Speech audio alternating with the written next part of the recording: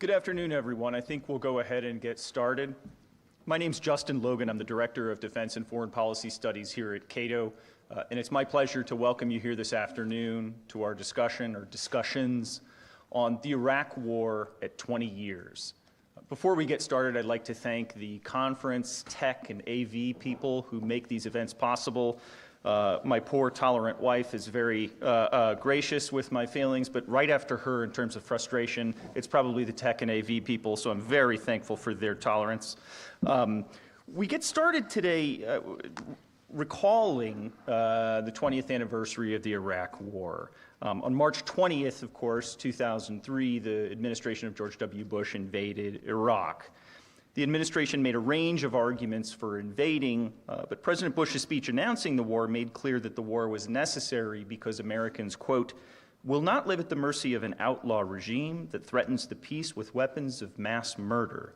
We will meet that threat now so that we do not have to meet it later with armies of firefighters and police and doctors on the streets of our cities.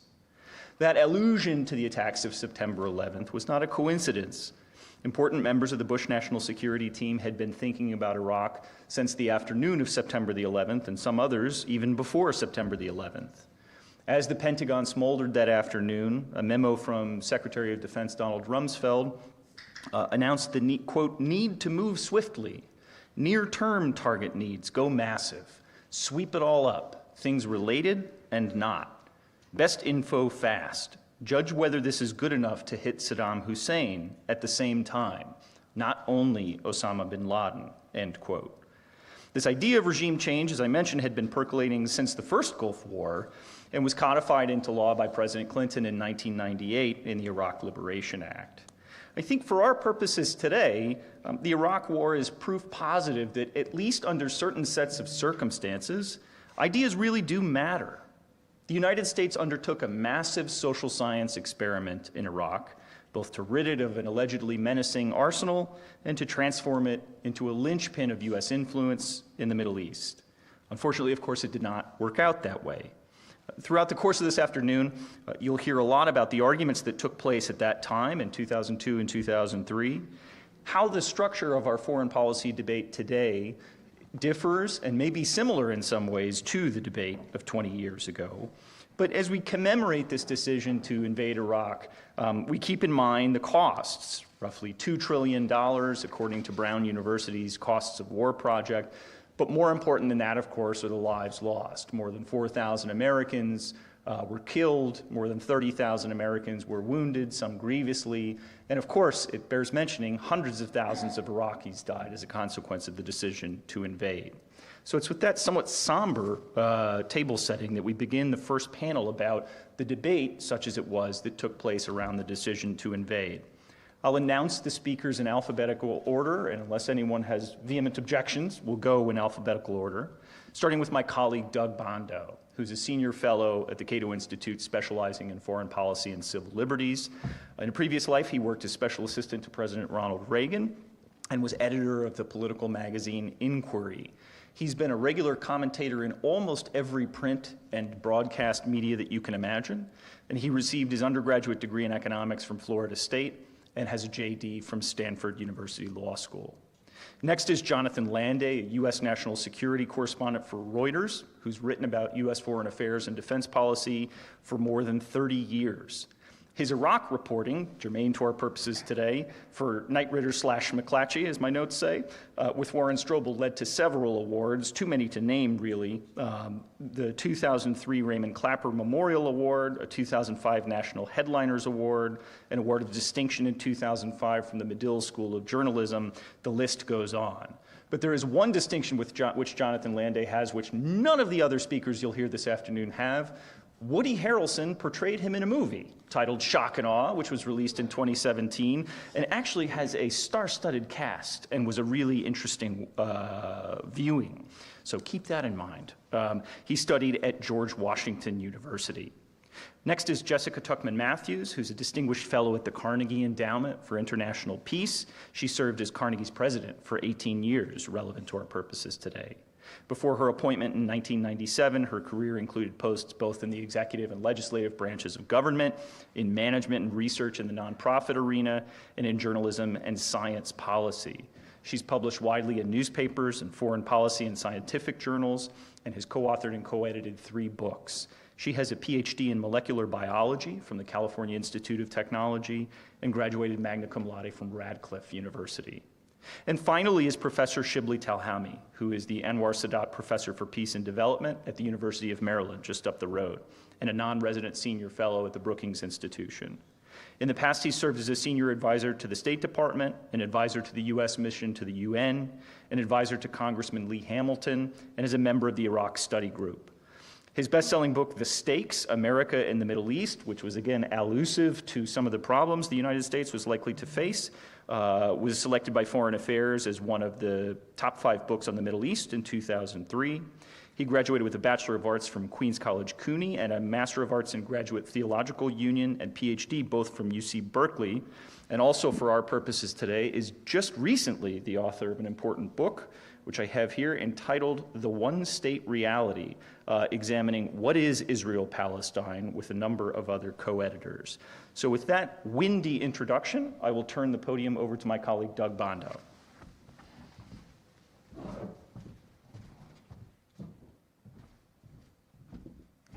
Well, thanks, Justin. I normally, at an event like this, say that it's a pleasure to appear, but discussing this subject, I'm not sure if that's the right introduction. I wish there were better circumstances for us to have this discussion.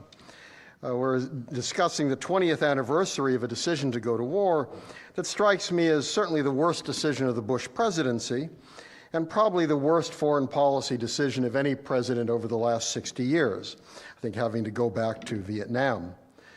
The real question is, what went wrong? For anyone who was part of this city at that time, one felt that you were buried or drowning underneath a tsunami in terms of the pro-war sentiment. And I do think, and Justin mentioned this, that it matters a lot in particular because of the cost. And what I found interesting is that normally when I read people who say, oh, it was all worth it, they never bother to talk about the cost. And it strikes me it really was horrendous. As Justin mentioned, that if you throw in contractors, about 8,300 Americans died. If you throw in the costs for care of veterans, the total bill is likely to be over $3 trillion. 30,000 wounded, but as well as if you think about those who have PTSD, as well as suicides. For both Iraq and Afghanistan, the number of both of those is about 30,000 each. That has to be added to the toll. In terms of Iraqis, 50,000 more or less died in terms of security forces.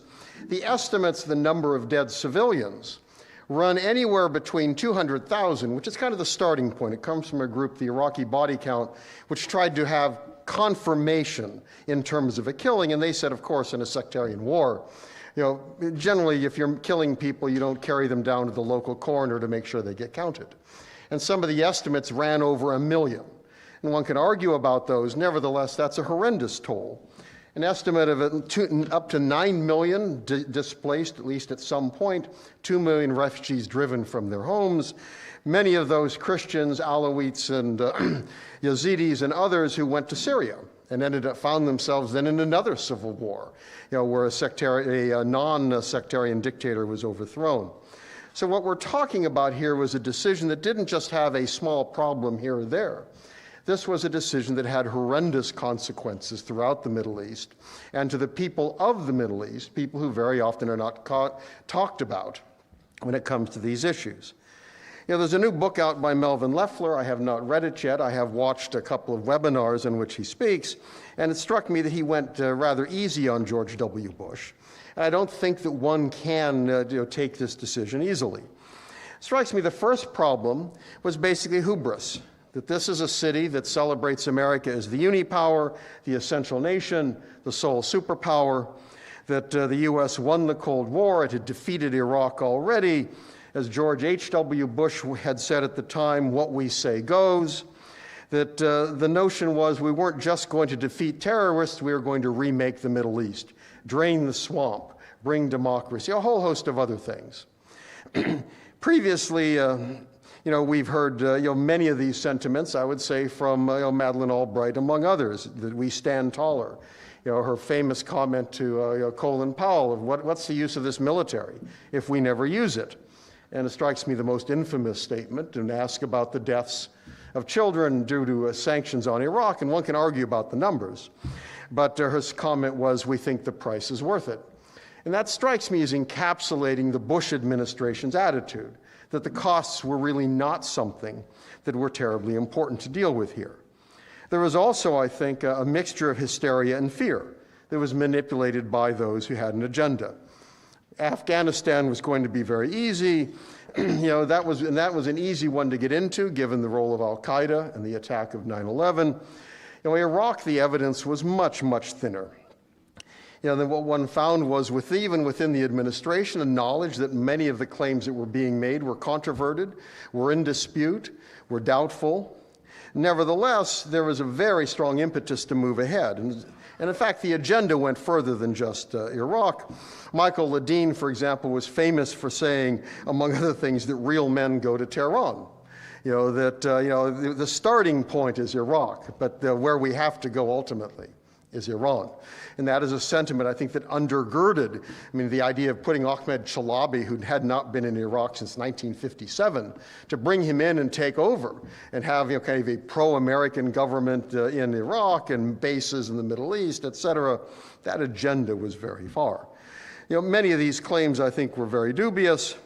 But even by the administration pushed these very hard. People I've talked to in the administration indicate that anyone who was skeptical of these claims was viewed as ideologically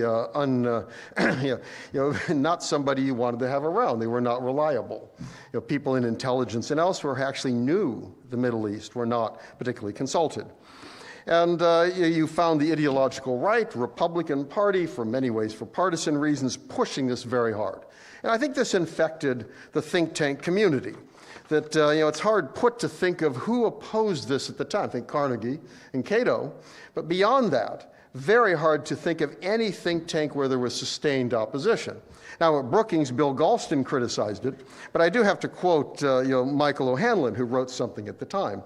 Michael, who is a very serious fellow, who's been at the foreign policy program for a long time, wrote a piece February 5th, 2003, where he noted in his State of the Union address last week, President Bush was unpersuasive in his claims of Iraqi progress towards a nuclear weapon and of supposedly significant ties between Saddam Hussein and al-Qaeda, yet the president was still convincing on his central point, that the time for war is near. And he went on from there, that Saddam Hussein is not eliminating his banned weapons voluntarily, and hence we soon will need to lead a military coalition to do the job ourselves. The case is that simple. And that, I think, really animated the analysis, if one wants to call it that came out of much of the think tank and policymaking community. And there was an enormous amount of demagoguery that got tied into this. That, it strikes me, you put public hysteria and political opportunism together, you have a very, very bad mix. I remember one of the emails that came in response to something I wrote was somebody who was horrified to have found I worked in the Reagan administration. Yet, of all things, I was opposing the Iraq War. And his comment was that I must be either a traitor or an idiot. My reaction, why not both, right? Why do we have to choose between one or the other? And if you oppose the war, you are said to be pro-Saddam Hussein. I thought, well, there are hundreds of other countries I don't want to go to war for. Does that mean that I'm pro their rulers as well? But this was the kind of discussion that we got, where dissent was treated as unpatriotic, et cetera. That I remember one article that I sent out. I got more than 60 angry emails in response, all of them negative. And I won't recount the detail, but the publications I dealt with, shall we say, grew much less interest in running anything of mine, let alone anything on foreign policy. And even here at this institute, we felt some of the tremors of this debate, of how difficult it was for some people to accept that perhaps this was not a good war. And finally, I think what's really important and what bothers me perhaps most out of all of this is the refusal of most of the foreign policy community to reconsider and rethink their positions, and to have any accountability for decisions that were made. There are a few out there, and some of my friends might occasionally sneer at these people. Nevertheless, I'm very happy to see what they've said. Max Boot, for example, Frank Fukuyama, and David Frum are people who have indicated, looking back, this did not turn out the way they wanted, and indeed indicating some, shall we say, reticence for trying to pursue similar policies in the future. Nevertheless, who has been held accountable? What policymaker, has not received a promotion, does not appear in the New York Times, is not busy in some well-paid sinecure proposing yet new adventures abroad? It strikes me that it's a great tragedy to be the most powerful country on earth, and yet if you make a mistake of this magnitude, with the costs of this magnitude, no one actually holds you accountable, and that you can go pursue your adventures in the future, presumably at similar cost to the same people that you've done it to before.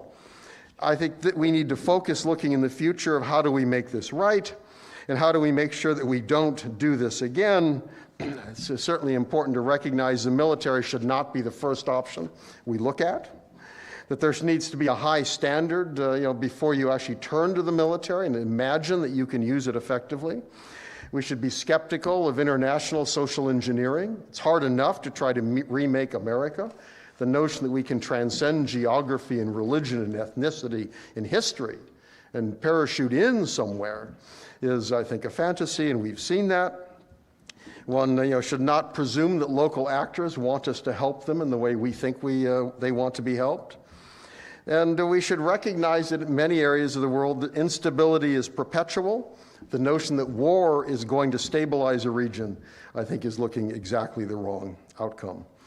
And we also need to insist that Congress take a serious and active role in oversight. That was the constitutional system.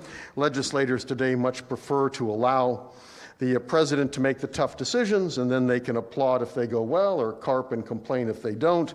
We need to insist that this is a decision that the people's representatives are supposed to make and not be invested in one person in the Oval Office. Iraq, in many ways, has become the gift that keeps on giving. It's one of the reasons why the Global South is skeptical about Western claims on Ukraine. They have seen Western military intervention, and they have seen how the West treats their countries and their peoples, in contrast to believing the center of the universe is Europe and white Europeans. And I think this is something that's going to go on until people in the Global South see a change in attitude, in the West. Much went wrong. What we need to do today is focus on the future and ensure that we'll never go through this experience again. Unfortunately, I don't think we're there yet, but I'm certainly hopeful that forums like this will help us get there. Thank you.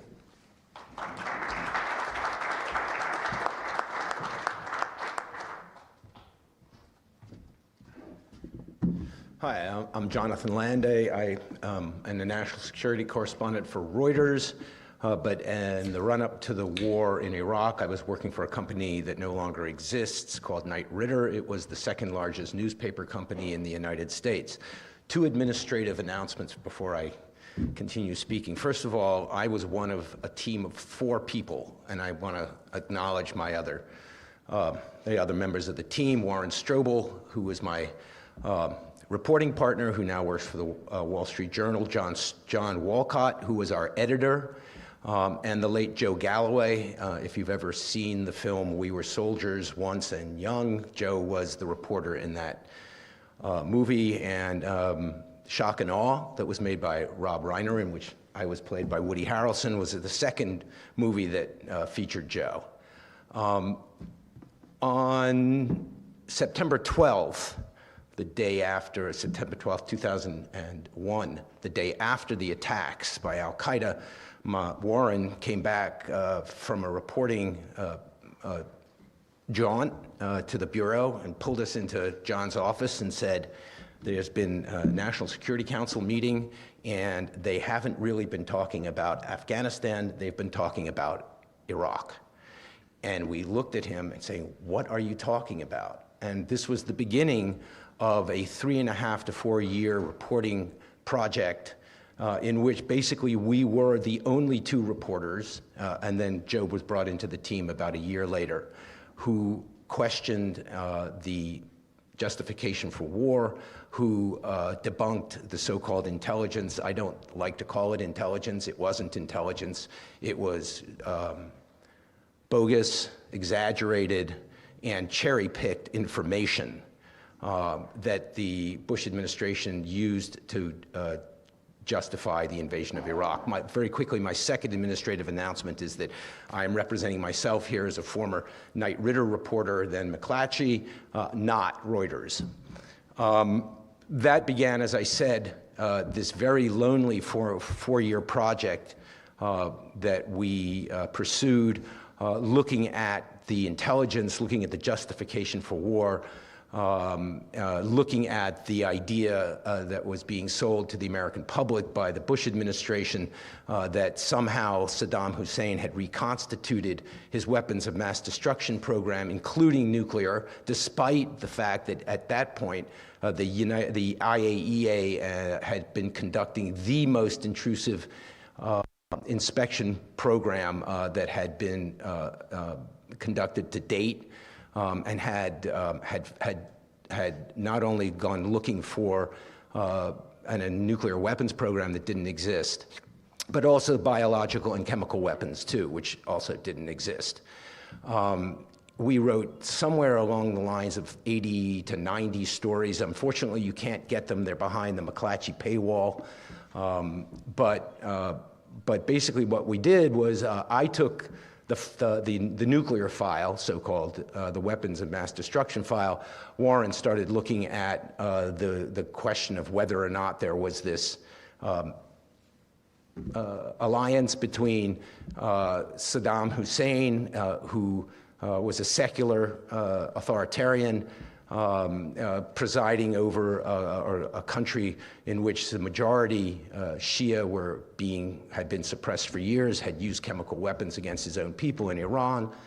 And Warren, as I said, and we were supposed to, the American public was being sold a line that this man was in alliance with a Sunni a Muslim extremist whose whole raison d'etre, and you can read it in the fatwas he issued, was to overthrow dictators like Saddam Hussein. When we sat down and we started talking about this, Warren, who had spent some time in Iraq, John, who had spent a lot of time in the Middle East, myself, who had spent a lot of time in the Middle East and had been covering nuclear proliferation, looked at each other and said, this makes no sense whatsoever. And so we were kind of off to the races. Let me just note that up to that point, and until I began my reporting project, I was also a part of this groupthink that in Washington, that yes, Saddam Hussein, of course he had weapons of mass destruction programs. Of course he was hiding them. Of course he was reconstituting his nuclear weapons program. But the more I did the reporting, the more it became quite apparent that that was not possible. And why do I say that? Because the IAEA inspectors had left a treasure trove of information and data that was publicly available to anyone who wanted to go in and read it and do the work. The fact is that, as I said, it made no sense, not only that he had this tie-up with bin Laden, the question being, why would Saddam give his, why was there this threat of Saddam giving his crown jewels, the weapons that actually allegedly were keeping him, his alleged weapons that were keeping him in power, why would he give them to this Sunni Muslim extremist based in Afghanistan? So again, made no sense. What everybody knows now is that the Bush administration cherry-picked its case for war using, as I said, information, not intelligence, because and much of that information came from a couple of sources. One, Ahmad Chalabi, the head of the Iraqi National Congress, whose whole agenda was to replace Saddam himself, with himself. The fact that that he was feeding not just the administration, but the New York Times with all of this information that was bogus and exaggerated about Saddam hiding these weapons of mass destruction program. But at the same time, what they did reject on a number of occasions, beginning, I believe, on September 12th, if I recollect, was the fact that while the intelligence community was saying, yeah, we think that he has reconstituted these programs, they rejected the intelligence community's findings that it was highly unlikely that there was no cooperation between al-Qaeda, between bin Laden and Saddam, and it was highly unlikely that there ever was or ever could be. That did not fit their public messaging, and so they rejected that part of it. What we determined was a number of things. First of all, he could not have hidden a nuclear weapons program because it would have been impossible to hide, particularly when it comes to centrifuges, which is what the allegation was, that he had secret centrifuges that he had manufactured with these aluminum tubes that he had gotten a hold of. But what I determined in my reporting was that, first of all, virtually every national technical means of the United States and others was trained on Iraq. You had inspectors on the ground. And in order to run a centrifuge program like that, you need a massive amount of power. You need to supply these huge banks of centrifuges with enormous amounts of power. But nobody was seeing that or discovering that power source. And so that made no sense. Looking at the so-called aluminum tubes, if you read Judith Miller's book, there's 2 lines in there about the fact that I debunked her reporting on that. It was very easy. I went to one of the same experts that she went to.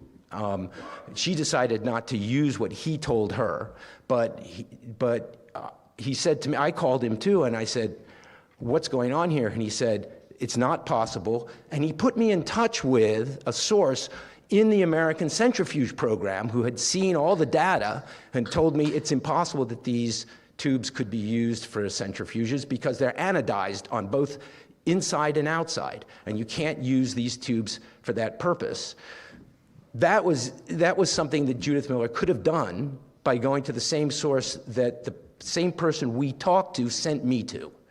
That was one of the major flaws in their reporting, in the press reporting. There were a whole bunch of others that I don't have a lot of time to go into. We can talk about it later. And then we also discovered, if you wish, in the Q&A, and then we also discovered about the further cherry picking that was done by the administration when it came to their contention that there were these connections between al-Qaeda and Saddam.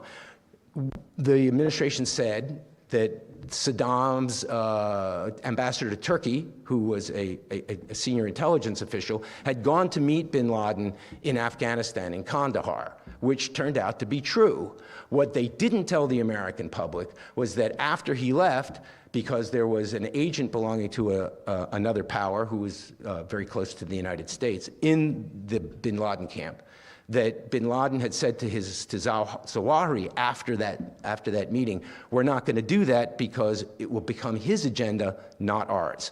So that's just another example of the cherry picking that was done with the information. I'll wrap up really quickly just by saying that other news organizations could have done what we did. We did journalism. We had a guiding, our guiding rule was, if the government says something, we have to ask one question: is it true? That's a line in the movie, by the way. But also, the fact that we got into this in the way we did was because Knight Ridder, which was the second largest newspaper company in the United States, I think something like 32 newspapers, those newspapers were not in Los Angeles, were not in New York, and were not in Washington. What my editor, John Walcott, said is, we don't write for people who send other Americans' families to war. We write for the families whose children get sent to war, and whose husbands get sent to war, and whose uncles and aunts get sent to war. And those were our two guiding principles. And 20 years later, here we are. I'm still able to promote the work that we did, as well as shamelessly promote the movie. Thank you.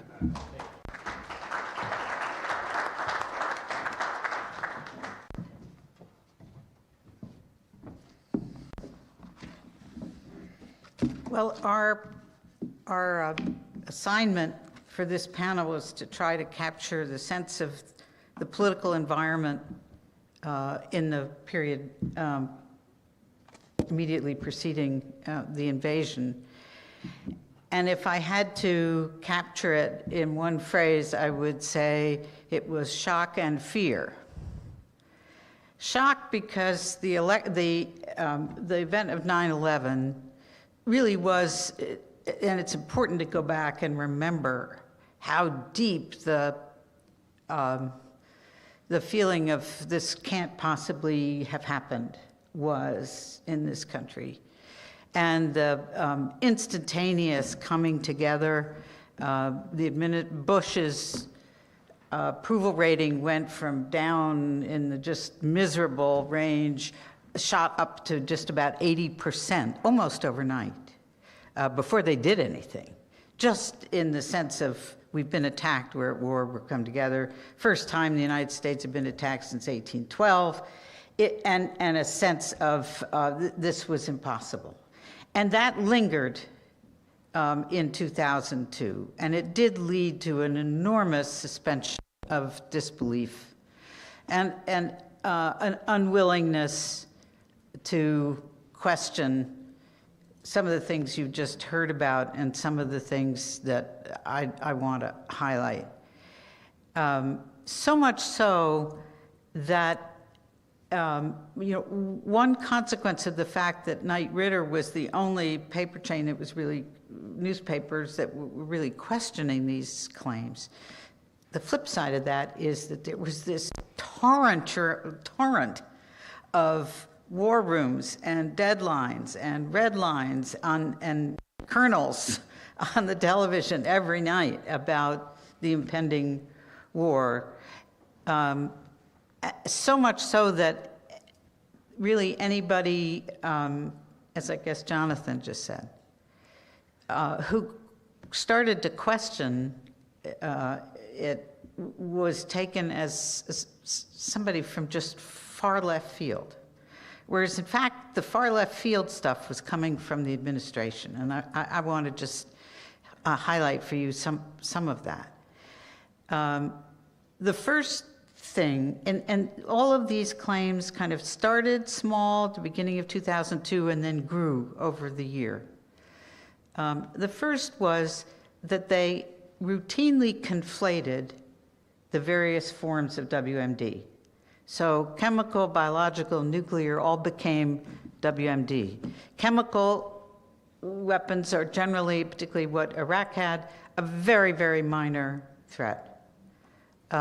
Nuclear is an enormous threat. When you put them together, you get confusion. That was, and that continued all the way through.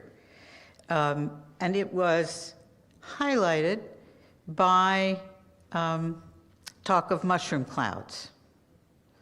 The president did that, the vice president did that, and Condi Rice did that. All three of them made explicit reference to mushroom clouds. So the fact that Americans thought they were facing what Cheney called a mortal threat is pretty understandable. The second, I won't spend much time on because it's been referenced, and that was the claim over and over and over again that Saddam would give weapons of mass destruction to terrorists. There was no evidence for that and a lot of evidence against it. It was very difficult to focus anybody on kind of obvious things like why would a dictator give his crown jewels to people he couldn't control, and especially terrorists who might then use them against him. The third systemic problem was the misuse of the intelligence product. So that starting small but growing over the year, the administration spokesman routinely dropped the caveats that were coming from the intelligence community. So sentences that began, "we suspect," became "we know," or we cannot exclude. And that reached its apotheosis in Secretary Powell's appearance at the UN, which he has written was his most regrettable moment in his public career, even after he had spent a week going through the material he'd been given to say and taking out a ton of it. But even so, he left in, not on purpose, all kinds of misstatements. I want to underline this because to me, it has always been the most appalling example of this, and it's really an important one. And that is what they said about biological weapons. What the inspectors, the UNSCOM inspectors, that was the first set of international inspection that went from 1991 to 1997.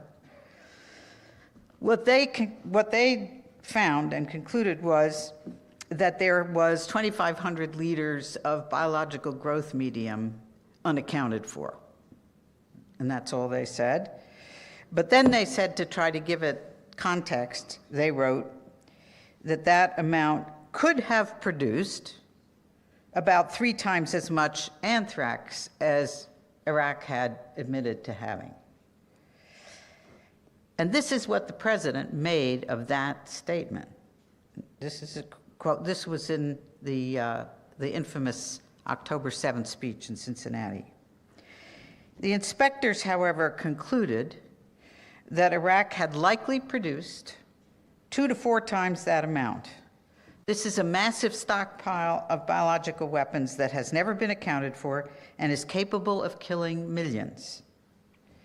So in 2 sentences, what you have is first a possibility that becomes a likelihood, then a likelihood that becomes fact with the creation of this huge stockpile, and then finally biological agent is turned into weapons, and not just any weapons, but extremely sophisticated weapons, because the only way you could kill millions with that amount of biological weapons was with tremendous sophistication. So 2 sentences, 2 short sentences, 35 words or so, something like that, you get a threat that's minor to disappearingly small and very uncertain anyway, to dire. And this was the pattern over and over and over again.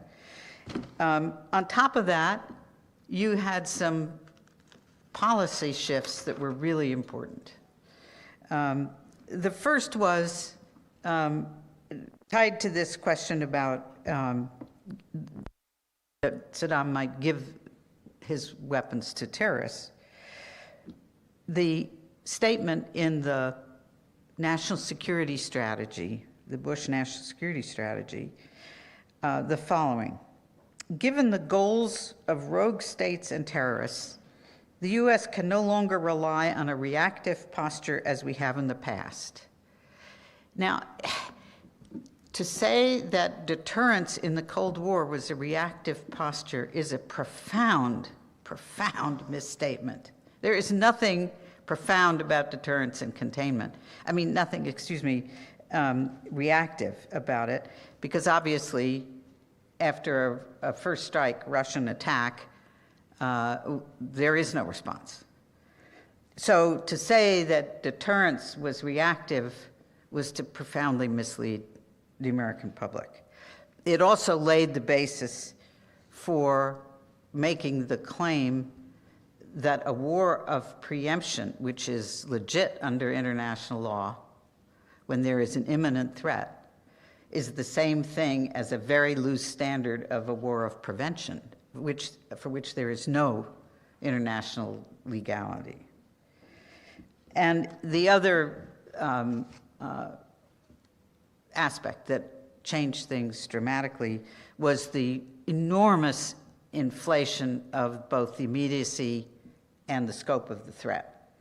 To say that we had never before faced a threat of, with this magnitude of potential harm, that's a quote, when we had faced 3,000 megatons of Soviet threat during the Cold War, which is 200,000 Hiroshimas, against a nuclear threat that people in the administration knew had been found and dismantled by UNSCOM, is, you know, I struggled all the time in these months not to use the word lie, because I knew that if we did, everything else we wrote in these studies and reports that we were putting out would be lost. And so we would say misrepresentation. But this was a constant campaign of distortion and misrepresentation and threat inflation. I put some emphasis on the latter now because I think we may be going through a similar period with respect to China. Not as acute perhaps, but the same kind of groupthink that just builds on itself and builds and builds and builds. So just to finish, well, Justin asked me to say a word about the think tank community. And Jonathan, I think, made this pretty clear. With maybe the exception of Cato and Carnegie, none of the big foreign policy think tanks felt able to really engage in a debate on these enormously questionable and you know, one of the things that's striking when you look back and read is how much was available on an unclassified basis if you took the trouble to look. We did, and the UNSCOM archive, which has never actually really been delved into, was 30 million pages. They found and dismantled the nuclear program. They discovered the biological, they found these old chemical weapons, and they concluded, by the way, that the engineers were so unable to create chemical weapons with adequate shelf life that they had quit making them. And that the stockpile that they had of chemical weapons had lost its battlefield utility in 1991. So they had decided, and since they couldn't do the shelf life problem, that they would have a sort of just-in-time production capacity. If they needed it and more, they would start making it so that they didn't actually have anything to worry about then. So if I could tell you a personal story, my office was 6 blocks from here. On the second floor facing Mass Ave, when I was on the phone, I used to just look out the window. And I was looking out the window one day and I saw a senior vice president from Carnegie in a very heated discussion with a senior vice president from another think tank, 20 feet away. And later that afternoon, he came in and said to me, "You know what so-and-so said to me today?" And I said, "No." He said, "What is Jessica doing? Nobody from Carnegie will ever get an administration job in the future." And that really was the feeling, that there was no point, that this was this was on such a narrow track that was definitely going to go ahead, that there was no point in trying to say anything about it. And so 4 different think tanks instead devoted their efforts to big studies of what the U.S. should do immediately after the invasion. 4 of them. And they had almost identical conclusions, which unfortunately the administration ignored, about the importance of police activity immediately afterwards. We didn't have in that year, for this very specific reason that it was the after 9/11, we didn't have the kind of debate that I think we would have had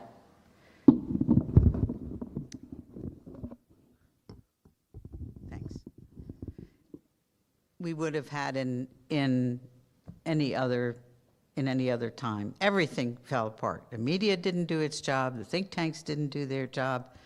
Academia didn't do their job. And the public didn't do their job. And Congress didn't do their job. Because, in fact, if more members who said they had gone to read the NIE had, in fact, read it, and read it with some knowledge, they couldn't help but have been convinced that this was not a real threat that we were stampeding off after. So stampede, I think, actually is a very appropriate word for, unfortunately, what happened in 2002. Thank you.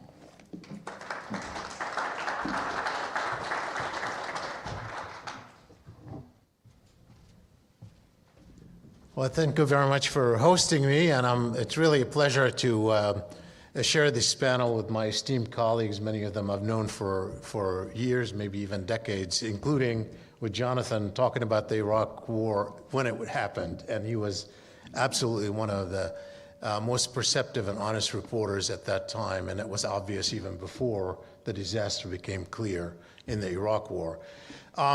You know, my colleagues talk a lot about the pretext for the war, and we all know what they are. One of the things that, you know, is not clear is at what point did the administration take that decision? And on the 20th anniversary of 9/11, which was just a little over a year ago, I hosted Bruce Riedel, my colleague at Brookings, who was then Bush's advisor on the Middle East at the White House, and Ryan Crocker, whom you know as a very accomplished diplomat who was then dispatched to Afghanistan and Iraq later on. And I just actually reposted that conversation because it was very revealing. But one of the things that was revealed was by Bruce Riedel, and he said he was just consulting his notes before he came on the panel from that period. And he said that 3 days after 9/11, he was with President Bush when President Bush called Tony Blair, then Prime Minister of Britain, and Bush told Blair on the phone, "We are going to attack Iraq." 3 days after 9/11. And Blair was apparently stunned, although, you know, Blair later, you know, not only embraced the war, became one of the biggest advocates, and to this day he doesn't apologize for it. But at the time, he was apparently stunned. And he asked Bush, well, do we have a link between the two? And of course, there was none. And so just trace that back. We can talk about why it happened. All the pretexts obviously were built afterwards. They were not done as they were merely pretexts, as we have come to know in reality, both weapons of mass destruction and later this concocted idea that we're spraying democracy in the Middle East as something, once we discovered weapons of mass destruction, were not there. What I was asked to do, though, is talk a little bit about what we scholars, realists particularly in the American Academy, Jessica said scholars didn't do enough. It's a case where actually we did quite a bit. And we placed an ad that I helped organize in the New York Times in early September 2002. And the ad said, the title of the ad was, "A War with Iraq is not in America's national interest." And then we laid out the reasons why. It was signed by over 30 prominent realists around the country. So what I want to do, first of all, is give you the context of that ad, how it happened, how it came about, why we decided to do that. And by the way, to think about it, this is an ad where we had to pay, out of our own pockets, close to $40,000 to place a quarter-page ad in the op-ed page of the New York Times. This was not just asking someone, please sign this ad. It was, please sign and pay. okay? And we all know how hard that is, how much harder it is, particularly when you're going to, in some cases, assistant professors, but most of these were senior professors. So what gave me the idea of doing the ad is three things that my colleagues talked about in terms of the mindset in our politics, in our discourse, that led to kind of like as Jessica put it, stampede toward the war. And so I happened to have done several things over the summer that led me to this conclusion. One was I was writing quite a bit on these issues at the time, right after 9/11, quite a number of articles and op-eds across the country. One, I wrote a piece against the war I think it may have been June or July, that I submitted to one of the top newspapers in the country. And I knew the op-ed editor, and I've worked with him before. And he talked to me on the phone. He said, "I like the piece, but," quote, "the train has already left the station." Okay, so we don't run pieces like that anymore. That's not what we're talking about. That's already yesterday's story. It so happened that I was also invited to testify before Biden's Senate committee I believe it was in August 2002, on the Iraq War. But the idea, as Jessica said, was let's look ahead. What would happen if we were to invade Iraq? Could you speak about what the Arab states would do if we were to invade Iraq? And that was the narrow mandate that was for that particular conversation. Roughly the same time, I was at a round table at the Council on Foreign Relations in New York. I'm a member. And at the time, the president of the Council on Foreign Relations was Leslie Gelb, late Leslie Gelb. May he rest in peace. He was somebody I knew well, and many of you who don't know him, he was, not only as a journalist, but also he actually wrote an excellent book on Vietnam called The Irony of Vietnam, The System Worked with Richard Betts. So he was somebody, and I used that book in the past actually in my international relations courses.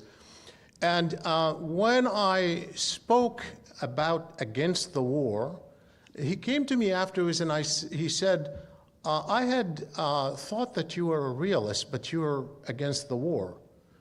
And I said, what do you mean about a realist? He said, well, all the realists I know are for the war.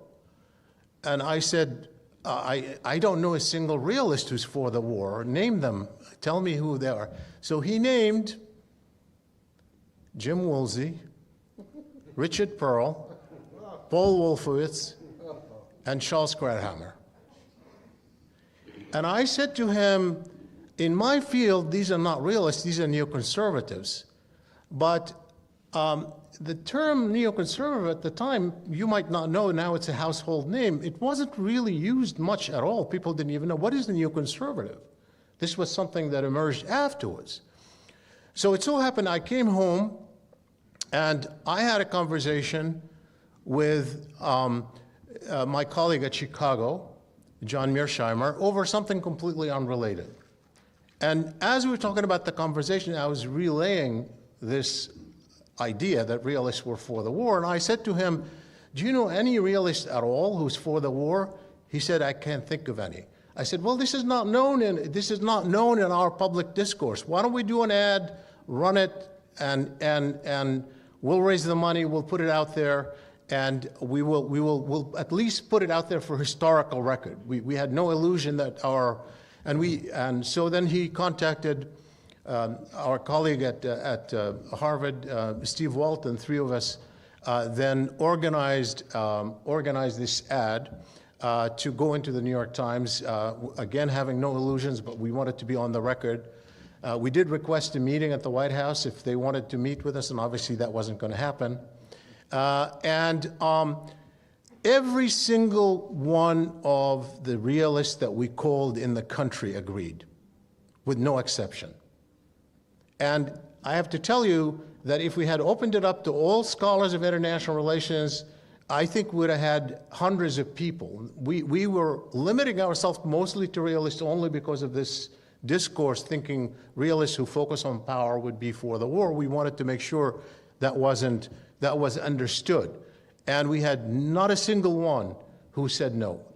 To my knowledge, there was 2 cases where one was essentially didn't sign.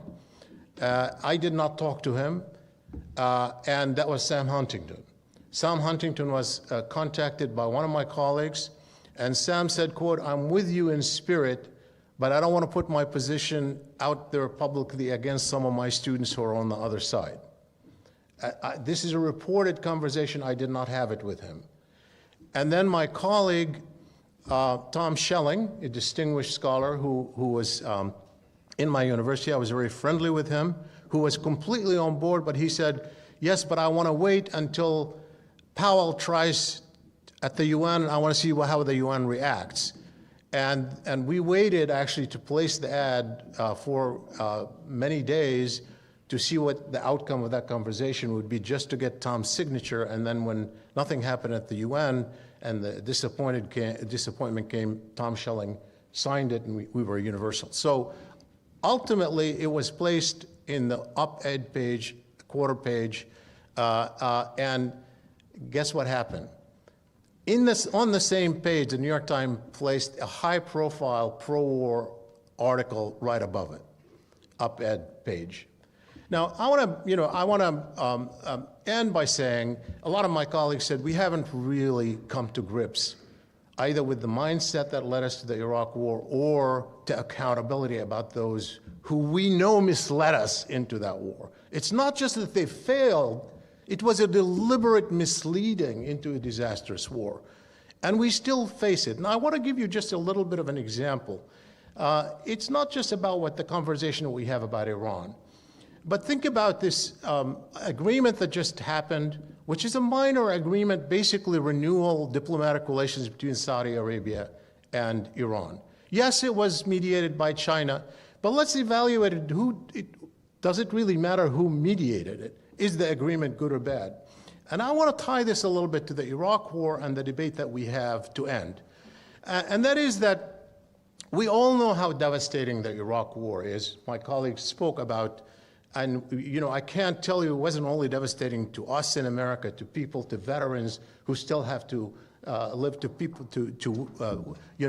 people who lost loved ones, aside from the money and the national security interest and the undermining of the international global order in a way that have lost us credibility when we're trying to make a case to win the global south, as has been noted. But in the Middle East, it has been absolutely devastating. There's nothing that has been as destructive to the Middle East across the board than this single event. It's not just Iraq. Iraq is obviously devastated. But it's also true as what happened across the region. And one of the outcomes, direct outcomes, was because of the destruction of Iraq, the rise of Iranian influence and the insecurities that emerged in the Gulf have led to this incredible proxy war between Iran and Saudi Arabia. That proxy war that has emerged because of that Iraq war, that proxy war, I wrote a piece when Mohammed bin Salman, the Crown Prince of Saudi Arabia, visited the White House in 2017, saying, Mohammed bin Salman, the son of the Iraq war. Because in fact, a lot of what the Saudis have done have come out of that Iraq war. And so the devastating proxy wars that have devastated, Yemen, that have been devastating to Syria, Iraq, Lebanon, and beyond, that is in large part a product of this war. And to think that we now shouldn't be pleased that Iran and Saudi Arabia should be coming together to mitigate some of those awful destructive wars between them, that is, I think, not coming to grips not only with the reality in the Middle East and the people of the Middle East, rather than think about it through a narrow prism, but also not coming to grips with our own role in bringing about that destruction. Thank you.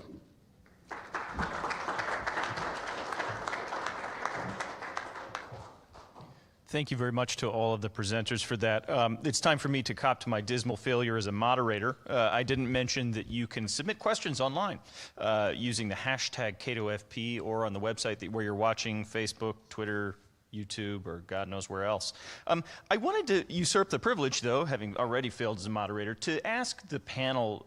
Jonathan Landay mentioned, the one question that they asked was, is it true? And there's, of course, the more biting and florid journalistic aphorism, if your mother tells you she loves you, check it out, which is the other version of that. But you talked about getting beyond the, of course he has these weapons, of course. And I think that in some senses, we really did start the movie in the middle, where it was we all just had these shared assumptions about what Saddam possessed, what his aspirations were, what his tolerance for risk was, what his relationship with Al-Qaeda was. And, to talk about cherry picking, you have to first decide that you want to pick cherries, right? It's not just a replacement for analysis, it is an instrumental use of analysis.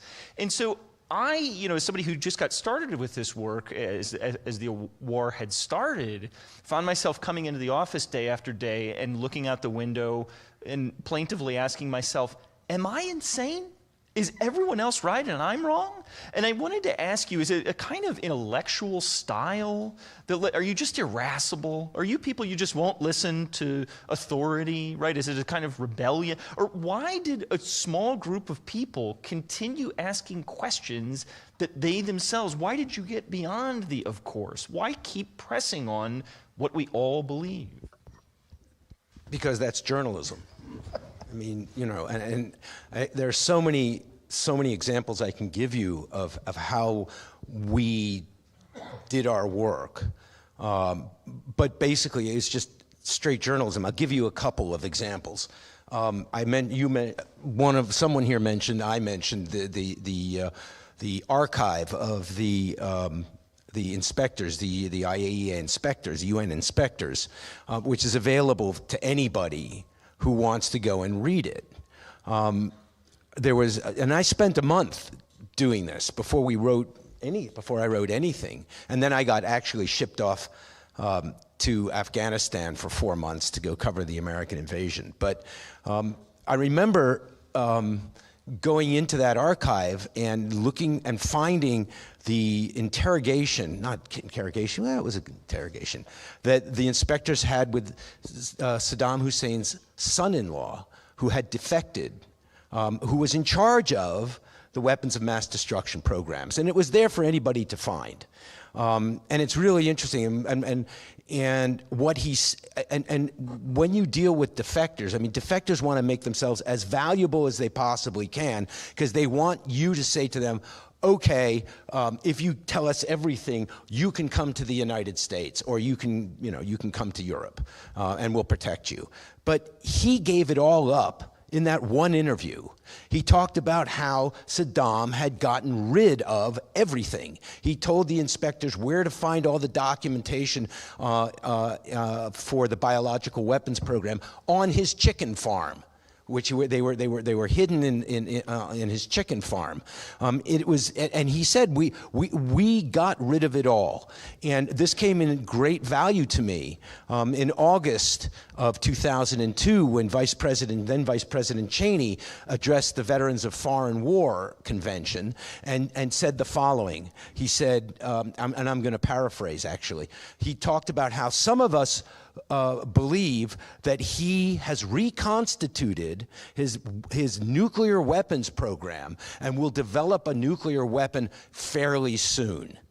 And based on what I had read from Saddam Hussein's the interrogation of his son-in-law, who, by the way, was refused because he had given it all up to be given asylum anywhere, and had to go back to Iraq, and subsequently was massacred with his family by Saddam's one of his sons. What the vice president was saying was absolutely didn't make any sense whatsoever. And so I called a source of mine, and this is a scene in the movie. I called a source of mine who had been dealing with proliferation issues for a very long time. and who had been refusing to talk to me up until that speech. And I said to my source, I said, "What is the vice president talking about?" And my source said, "The vice president is lying." And this really got us going, because, and I wasn't allowed to use it at that point. I got permission from the source, who I still talk to on a regular basis, to be able to use that dialogue in the movie. So that just shows you what you are able to do using public sources. Then there was another. Then the aluminum tube story that I produced. I debunked every single defector that the INC had produced, except for one that the Los Angeles Times debunked. A guy by the name of Curveball, who had turned himself over to the Germans and said, "Hey, I had been in all of Saddam's nuclear WMD facilities," and the guy who went over there from the U.S. intelligence community to interview him came back and said, "This guy is not telling the truth," and gave him the sobriquet Curveball, and yet his material was used by the administration. Judith Miller's material about some of the stories she wrote made it into official U.S. government documents. There was a report that was given to the UN Security Council. I think it was called "A Decade of Defiance and Deception." Yes. There was a line in there about his weapons of mass destruction program that until after it was distributed to every country in the world and every journalist, got footnoted finally back to a Judith Miller article that I debunked, which was this idea that there was this guy who produced by the INC, showed up, they brought him to Thailand, produced him for the DIA. They started, questioning him, and they thought they had the mother lode. They started faxing, because there wasn't, the internet was in its infancy back then, but they started faxing the interrogation in real time back to the Pentagon. And then they brought in the CIA, a polygraph team. And the polygraph team determined that this guy had actually been coached to say what he was saying about being in 20 of Saddam's weapons of mass destruction programs, that Saddam had a biological weapons program under a hospital, under his a lab, under one of his palaces. I mean, the last thing you want is a biological weapons program under your house, right? That he had these facilities and water wells and private. And I looked at this story and I said, wait, there's something wrong here. And that was one of them. The other thing was that the guy was a Kurd. And I said, wait a minute, you mean Saddam is going to let a Kurd into his most secret facilities? Absolutely not, absolute nonsense. And I did the reporting and I determined that this guy had been coached. I am convinced that he and the other defectors and I'll stop here, the other defectors that I debunked were actually almost certainly coached and produced for the INC by the Iranians. Let's not forget, the United States was paying Ahmad Chalabi's rent for a house in Tehran. He had an office in Tehran that we were paying for. He had a quote-unquote intelligence gathering program that the State Department was paying for. And and the INC was asked, and I'll stop here because I could go on and on. Sound like Beethoven. Yeah, right. I'll stop here. The INC was asked by the Senate Appropriations Committee, can you justify why we are paying for not a covert, but an overt intelligence gathering program that the State Department is overseeing? And they sent, it was called the Information Gathering Program, and it was supposed to be sending information back to the United States about the humanitarian needs in Iraq. Instead, they sent a 6-page letter back to the Appropriations Committee that I got a hold of, in which they say, oh no, we've got guys seated throughout the government, the top ranks of the military and the bureaucracy, and as soon as the first American soldier, and I'm paraphrasing here, sets foot in Iraq, these guys are all going to rise up and replace Saddam. And they included in the back of this a list of more than 100 newspaper and television and magazine articles that they had salted all this information into, that didn't just include the New York Times.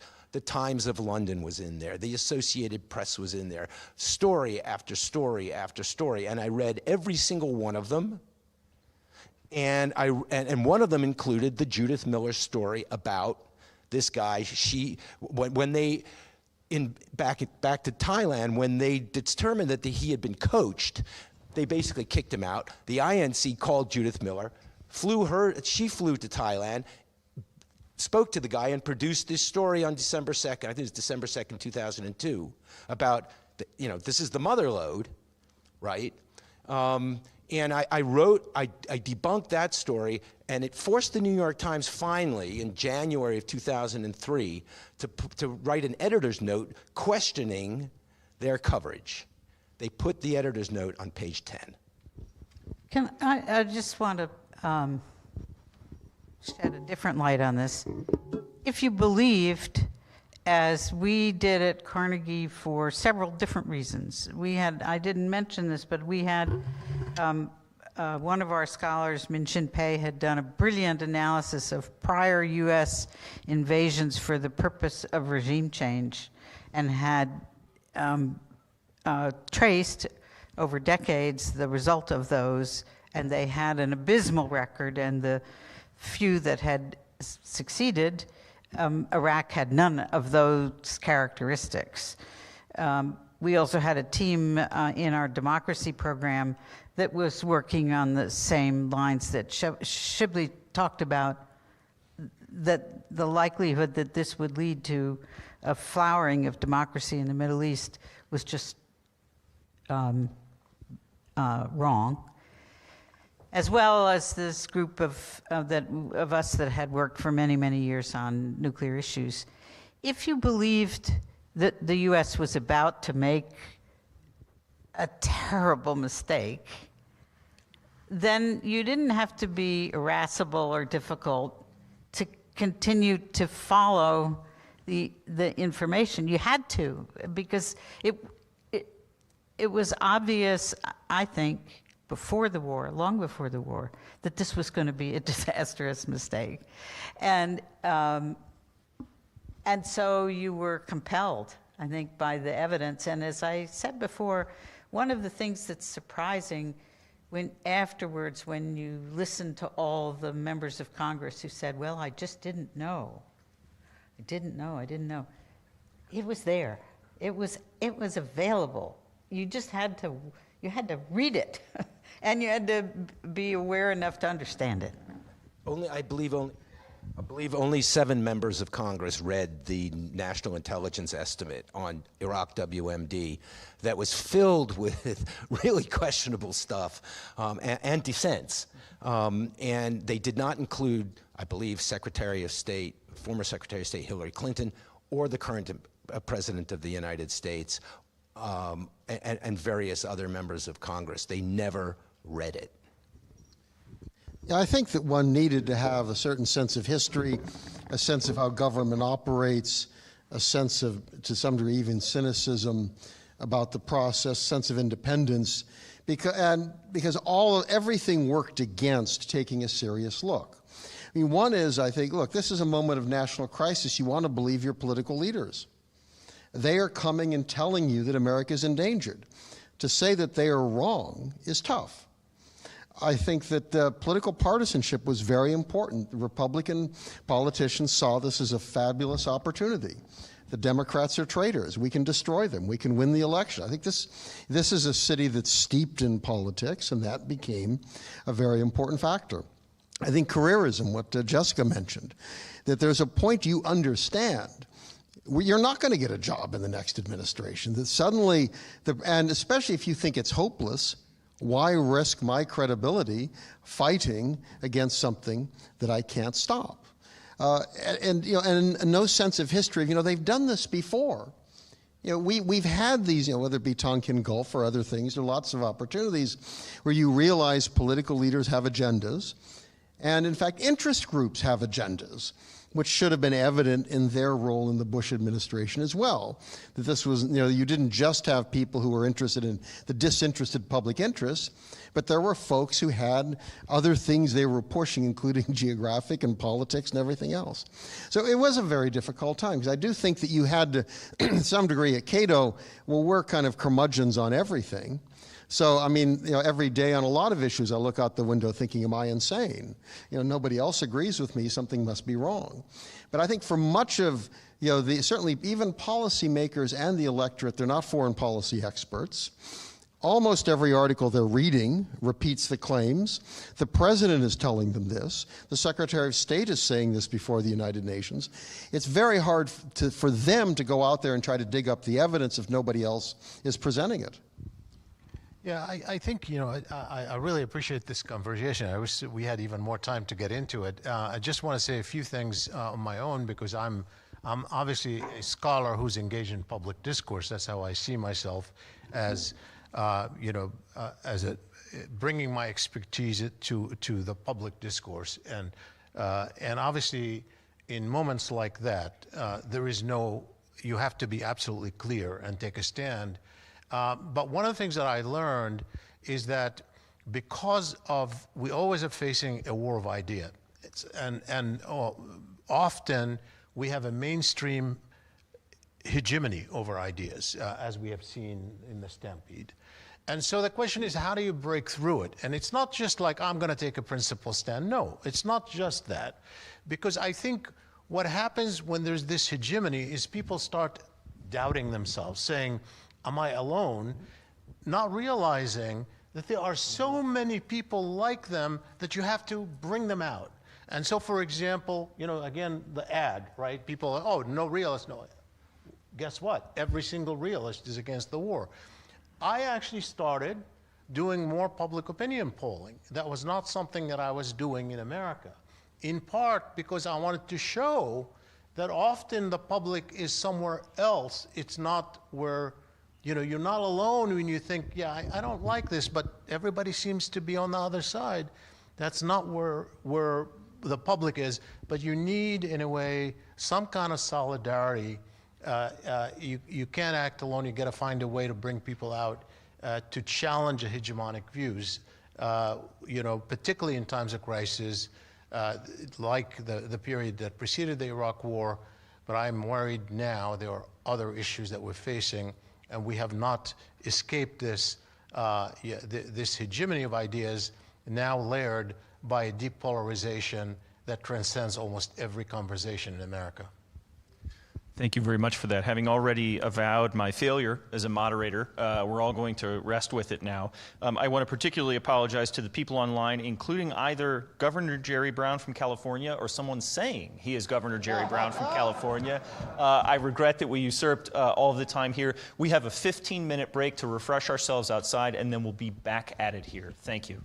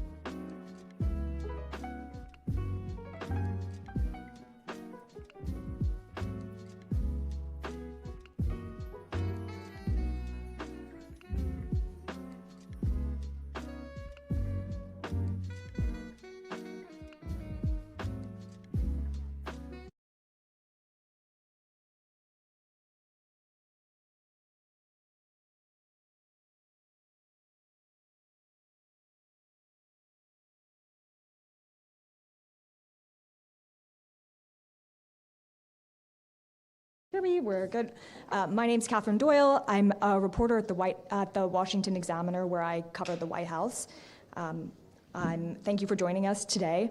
As for the discussion, as we mark 20 years since the start of the Iraq War, we'll be looking at how the climate of debate in media and politics in 2002 and 2003 differs and is maybe similar to the one that exists today. And we'll discuss whether there are any lessons that we have overlooked and how to foster productive debate about security policy.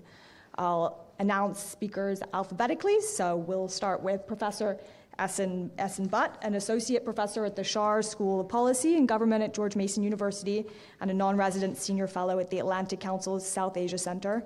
His book, Secession and Security, Explaining the State Strategy Against Separatists, was published by Cornell University Press in 2017 and won the 2019 International Studies Association Award for the best book in international security studies. His work has appeared in journals such as International Organization, Journal of Global Security Studies, Journal of Strategic Studies, Politics and Religion and Security Studies, where he published a paper we'll get into today, I hope, asking, why did the United States invade Iraq in 2003?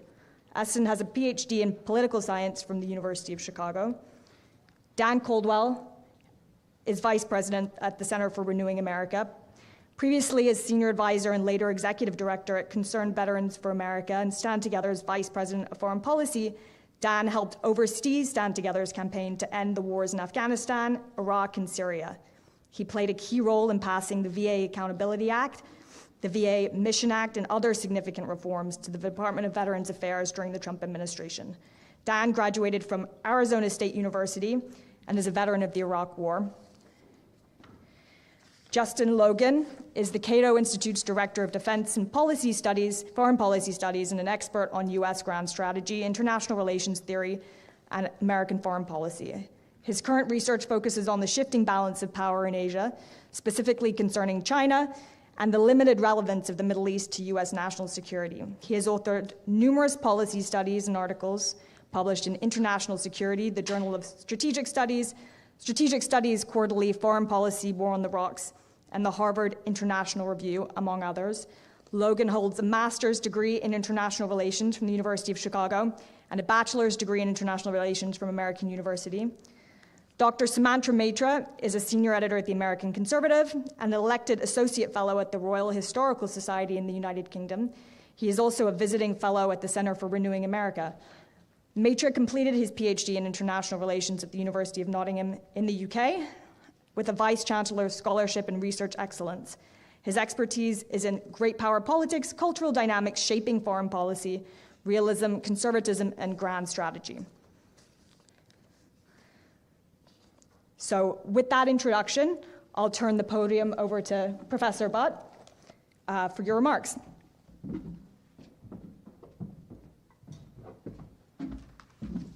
All right. Well, thanks for having me, guys. Can everybody hear me okay?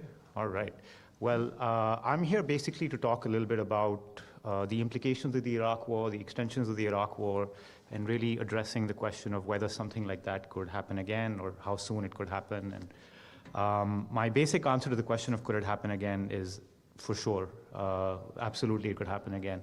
And I'll go through maybe 3 or 4 sort of points of why that might be the case, with a couple of points sort of going against that argument. But overall, my case is that the US is definitely not chastened from that experience for the most part. Just for a little bit of background, I think the reason I've been invited to this panel is because I published a peer-reviewed article a couple of years ago on the causes of the Iraq War, which basically argued that the reason that the US invaded Iraq was for reasons of status and reputation, that after 9/11, the US felt a keen sense of humiliation, and to overcome that sense of humiliation, the US needed to essentially beat up on a smaller state and have the world watch what it does to Iraq. And so my basic argument was that the US fought Iraq for its demonstration effect, in essence, to show the world that it would remain the world's hegemonic state and it was not to be messed with.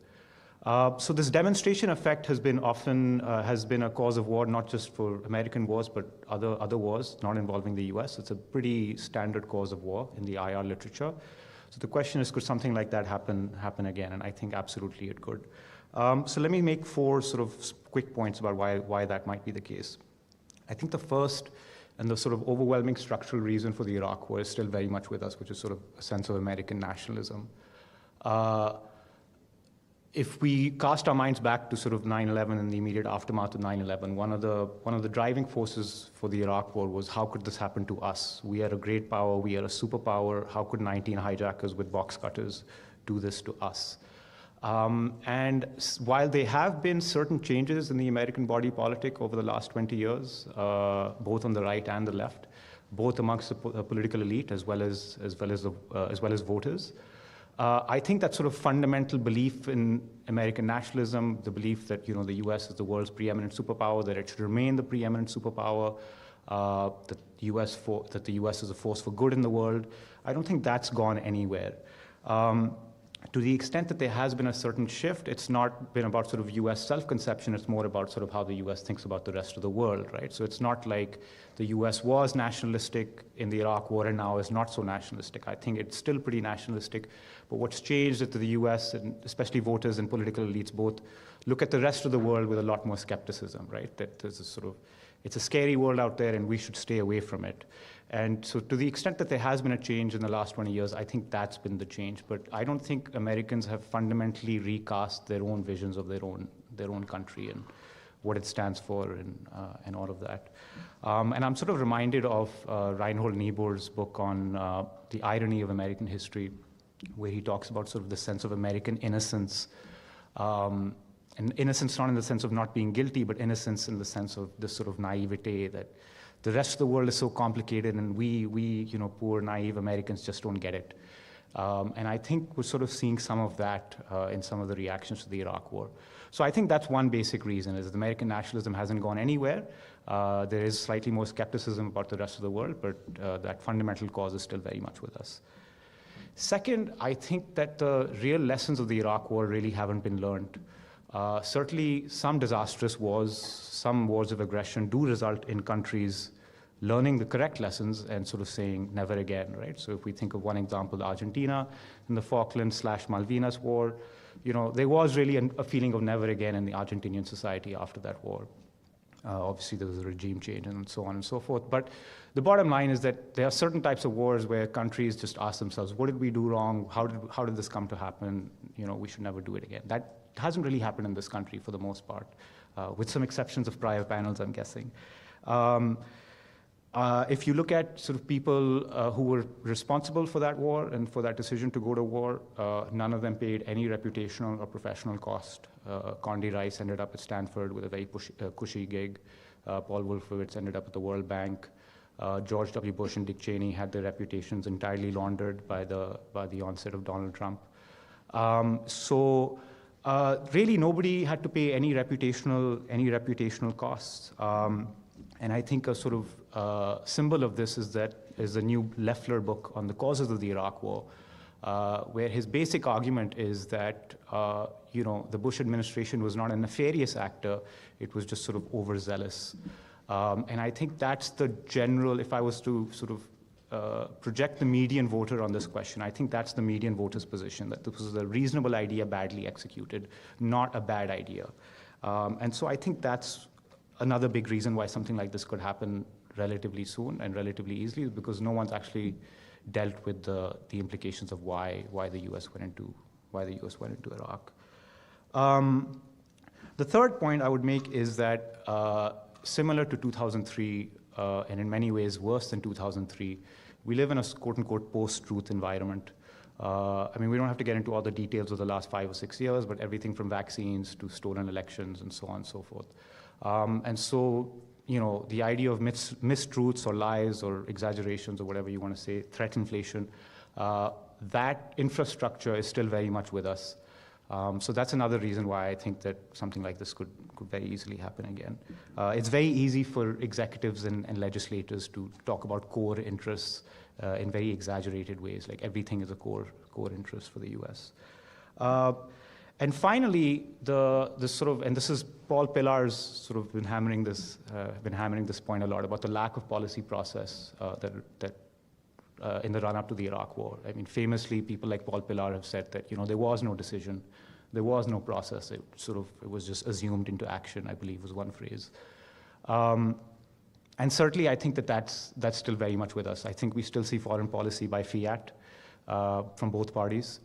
And I don't think that there has been any sort of recasting of that fundamental. The idea of institutions being checks and balances in the American system, I think exists for a lot of domains, but probably not foreign policy and probably not security policy.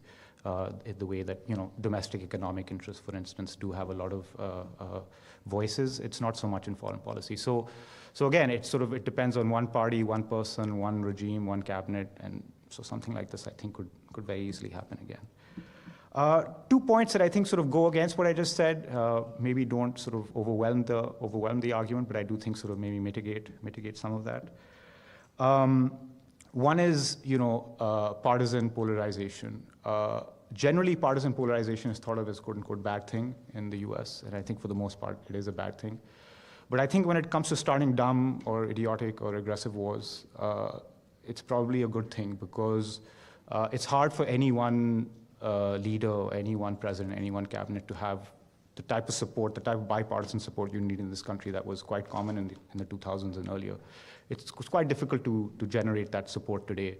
I think if you look at something as basic as sort of approval ratings of presidents, again, from either party, approval ratings from the other party for the president in power, those have fundamentally shifted in the last 10 or 15 years. And so those days of, you know, where presidents could at some point, at least in their presidency, enjoy 80, 90% approval ratings seem to be long gone. So I think one of the impediments to these types of wars is partisan polarization. It's hard to get the other party on board, essentially, for this type of action. The implication, I think, here, especially when you interact this with the type of threat the U.S. faces, right? So if you're thinking of Russia or China, for instance, you know, big major powers, you know, a demonstration effect over Ukraine right now, or Taiwan tomorrow, for instance, I think it's much harder to do that in this world. So smaller adventures, you know, more limited military adventures might be possible, and I think can be possible. But I think these sort of big wars, at least in this climate, are very difficult. The last thing I'll say is sort of, and this is the counterpoint to the media environment and the sort of the point about the post-truth environment. I think social media, for all its faults, and you know, we could have an entire panel just on the problems with social media, especially when it comes to democracy or genocide or anything. I think social media's sort of lack of respect, I suppose, for big names, big titles, you know, affiliations and things like that, that really, really mattered in 2003, the so-called very serious people. I don't remember who came up with that phrase. I don't know if it was Paul Krugman or someone else, but I think that very accurately described the run-up to that war. I came to the US as a college student in 2003, and I really couldn't believe the types of things that were taken for granted, or the types of things that were given credibility in places like the New York Times editorial page or the Wall Street Journal editorial page, simply by virtue of coming from New York Times or Wall Street Journal columnists. And I think that sort of iconoclasm has sort of shifted the US in a direction for the better, I think. I think this idea of, you know, trust me because I have the expertise, trust me because I have the proper affiliation, I think that's sort of been extinguished really by social media. And I think Twitter especially would, frankly, I don't think the Iraq war would have happened if Twitter was around. I genuinely don't think so, because the types of bald-faced sort of comments and claims that were being made in 2003 would not survive the scrutiny of social media today in a way that they did survive the scrutiny of the New York Times and Wall Street Journal 20 years ago. So overall, I would say something like this could absolutely happen again, because the fundamental sort of causes haven't really been addressed.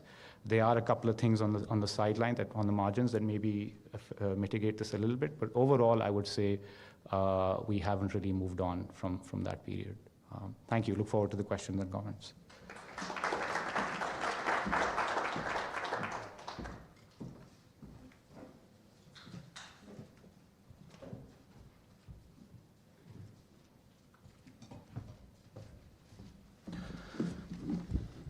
I'm just going to call it now. There's about a 50% chance I'm going to spill some water all over the place, so just mentally prepare yourselves for that. I just want to start off by saying that I'm honored to be here at the Cato Institute. This, as has been discussed previously, was one of the only organizations in Washington and in the country that did not buckle to pressure to fall into line and support the Iraq War. I was introduced as an Iraq War veteran. I'm proud of my service in the Marines, and I'm not ashamed of my service in Iraq.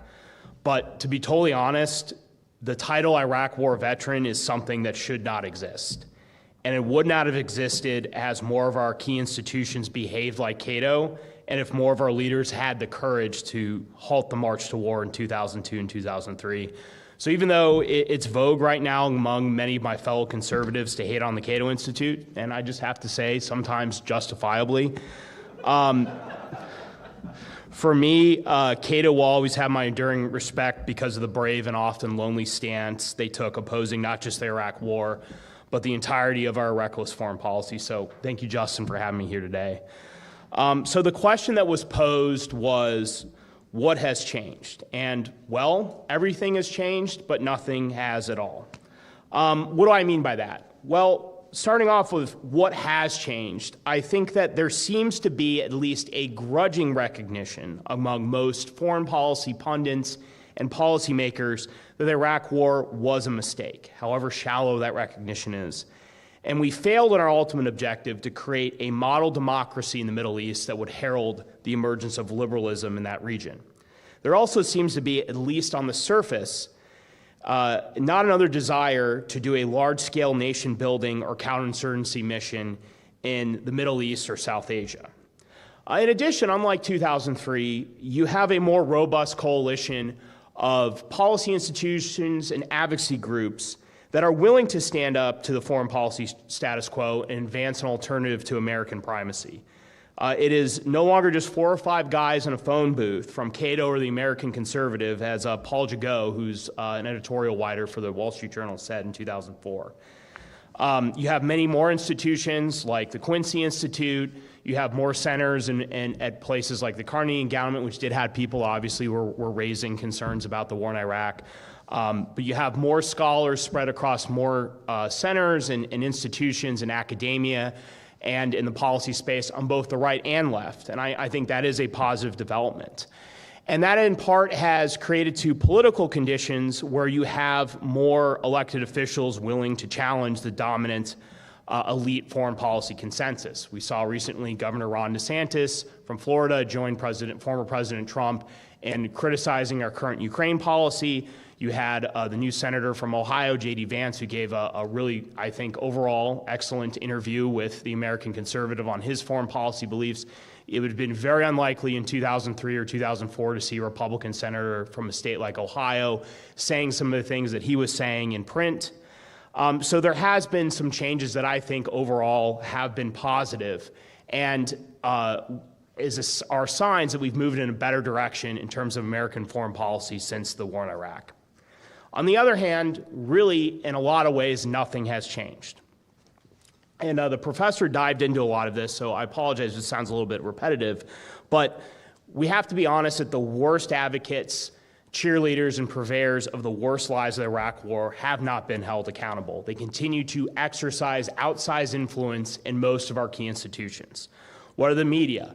I mean, it is an absolute disgrace that Jeffrey Goldberg and David Frum are effectively running what is supposed to be one of our most, august and respected publications, The Atlantic, and that they can, with a straight face, continue to lie about the Iraq War, mainly push the lie still, after 20 years, that there were foreign policy academic institutions.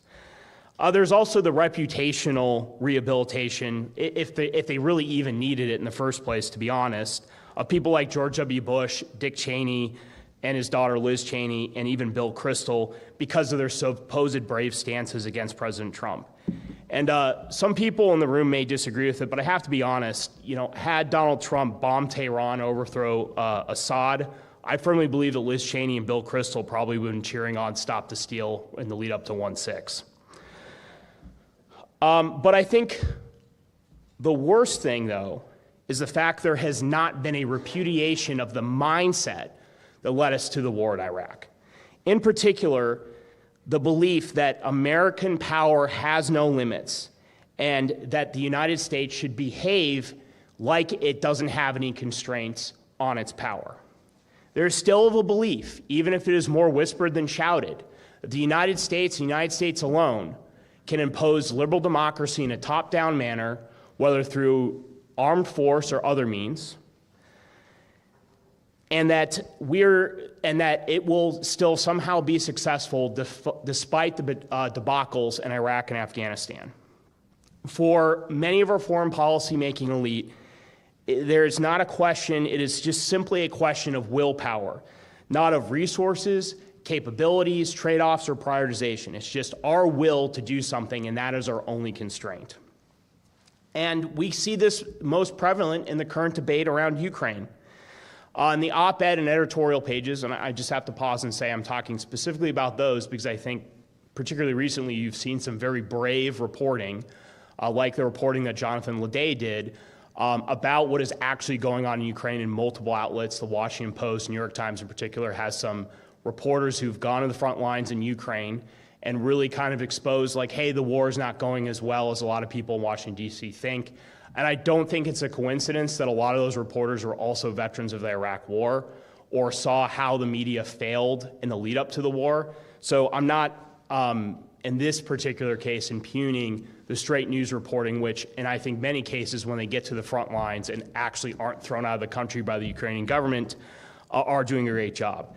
But the op-ed and editorial pages clearly have not learned the lessons of the Iraq War, much less have the cable news programs and the types of people you book. There is really no reason why we should see an American general who was likely responsible for many of the failures on Iraq and Afghanistan go on a cable news show and refuse to acknowledge the fact that the United States industrial base cannot sustain the current rates of Ukrainian ammunition expenditure. These are individuals who are taught that wars are won by logistics, but they don't want to talk about logistics. They just want to throw out cliches about World War II or Neville Chamberlain or Winston Churchill. You have diplomats who, in the same way, want to just talk about every other war and every other politician except for probably one of the most important wars that's led us to where we are today now in many cases, and that's World War I.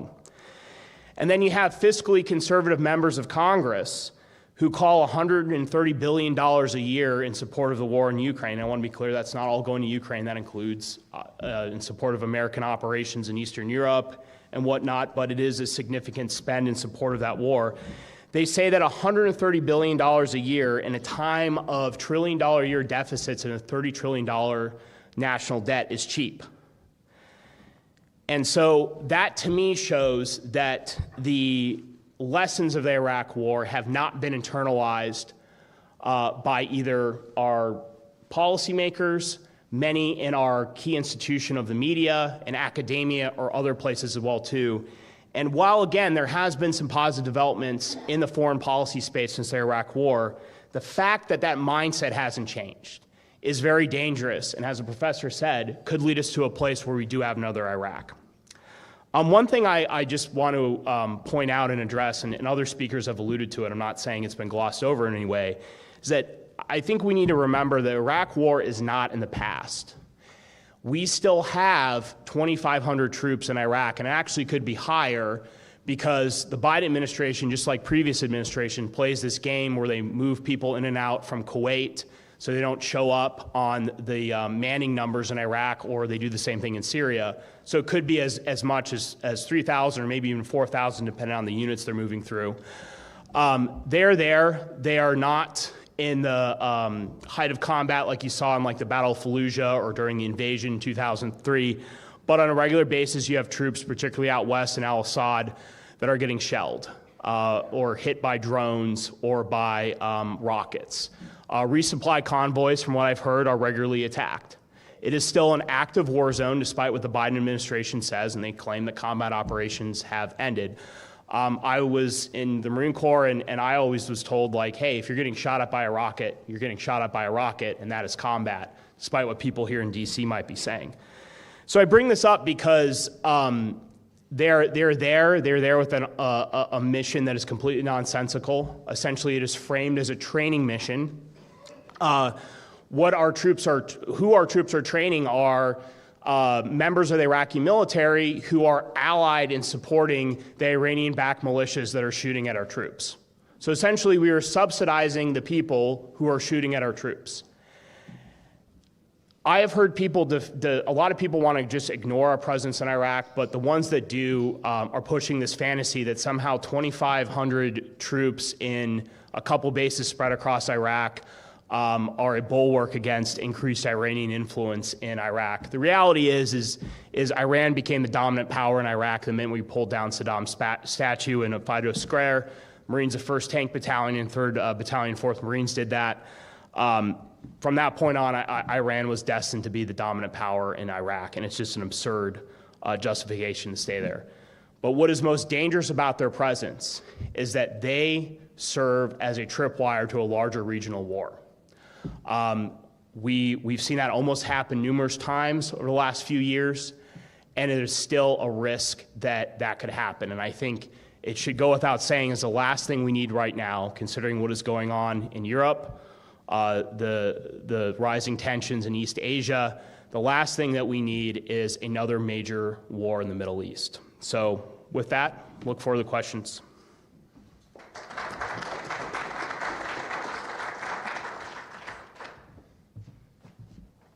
Thank you very much to all of you for being here. It's always hard when you pull one of these things together. You want to deconflict it and make sure that people won't sort of step on each other's remarks. So it's only just in the cosmic sense of the world that I've kind of caught the hot potato and had a little bit of my thunder stolen here, but I will try to riff. So stay with me if you will. Thank you, Dan. So let's start with the good news against my normal proclivities. I think, the United States is not likely to invade Iraq again. That's a difference. I think it's not likely to invade a medium-sized country really anywhere and try and chase down some phantasmagorical weapons of mass destruction while trying to hot swap an authoritarian dictatorship for a liberal democracy. I think that's off the table. I think it's good news. So that's as sunny as I get ever. So bear with me here because it's about to get darker than that. Iraq, I think, has come to be seen as a broader example, much to the chagrin of the kind of Middle East studies community, of U.S. engagement in the Middle East. I think it's kind of tainted the whole idea of U.S. engagement in the Middle East. We saw some of this in the Obama administration's Syria red lines debate. There really is a kind of lingering, hey, wait a minute, you want to do what? Sense about any military action of any scale in the Middle East. We may even be on board with repealing 2 of the AUMFs, 1991 and 2002, which were used to justify wars with Iraq, to which I say congratulations and keep going. The 2001 AUMF is sitting right there, ripe for the plucking. Go ahead and take it. And I think, just to sort of bring me down to earth and bring this sort of sour, pessimistic Justin back into the room, there's a weird thing that's going on with public opinion, right? I think in the foreign policy community, in Washington, nobody's really fanning the flames of fears about terrorism the way they were in 2002 or 2003. There's sort of been a grudging acknowledgement that John Kerry's derided remark during the 2004 presidential campaign that our goal should be to get terrorism to where it's a nuisance. If you remember, he was like laughed out of polite company for a couple of weeks for having said that. That's kind of the conventional wisdom among the elites. But the weird thing is, if you look at public opinion with respect to terrorism, it outranks, depending on which poll you look at, crime, jobs, immigration, climate change. And I wouldn't even know this were it not for the fact that my colleague John Mueller did a big study. And John has a way of parachuting into these debates and saying everything you know about this is wrong. And this was one of those that I read and I thought, oh God, everything I know about this is wrong. So I think what that translates into in terms of policy, what does it mean that the public still says it's kind of freaked out about terrorism? What do you have to do policy-wise to satisfy that desire is unclear to me. But there is this lingering sense among the public that something really scary endures with respect to terrorism. Let me get into the big pessimistic stuff.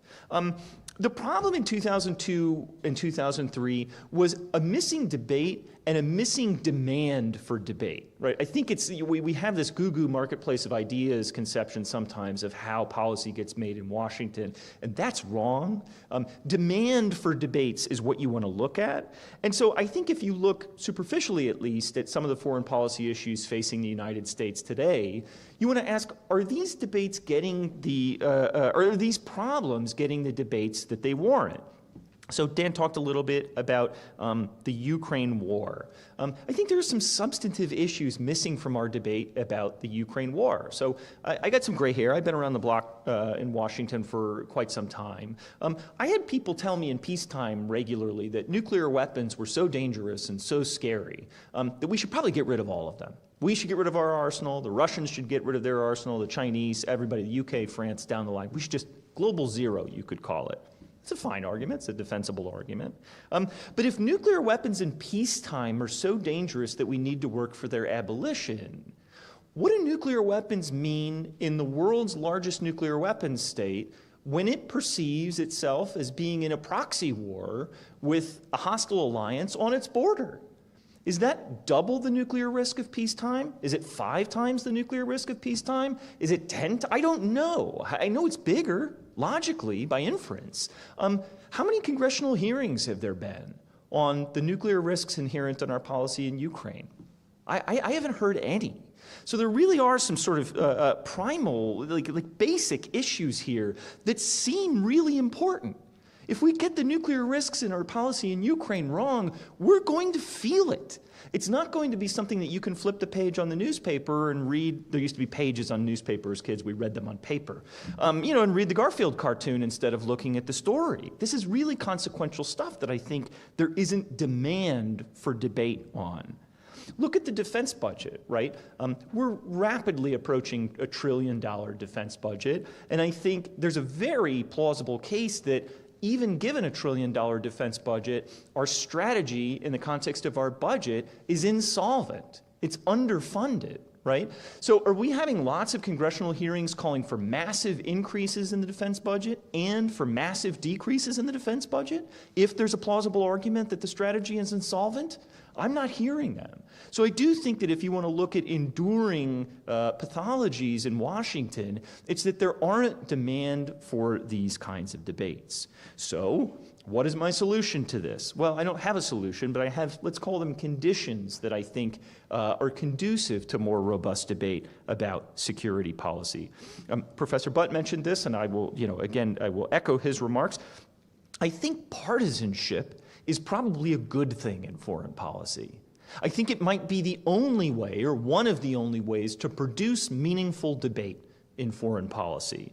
If you look at the Iraq War Senate vote, of course, all Republicans voted yes. It was 77-23, and the Democrats were split. 23 Democrats voted against the resolution, and 29 voted in favor of the resolution.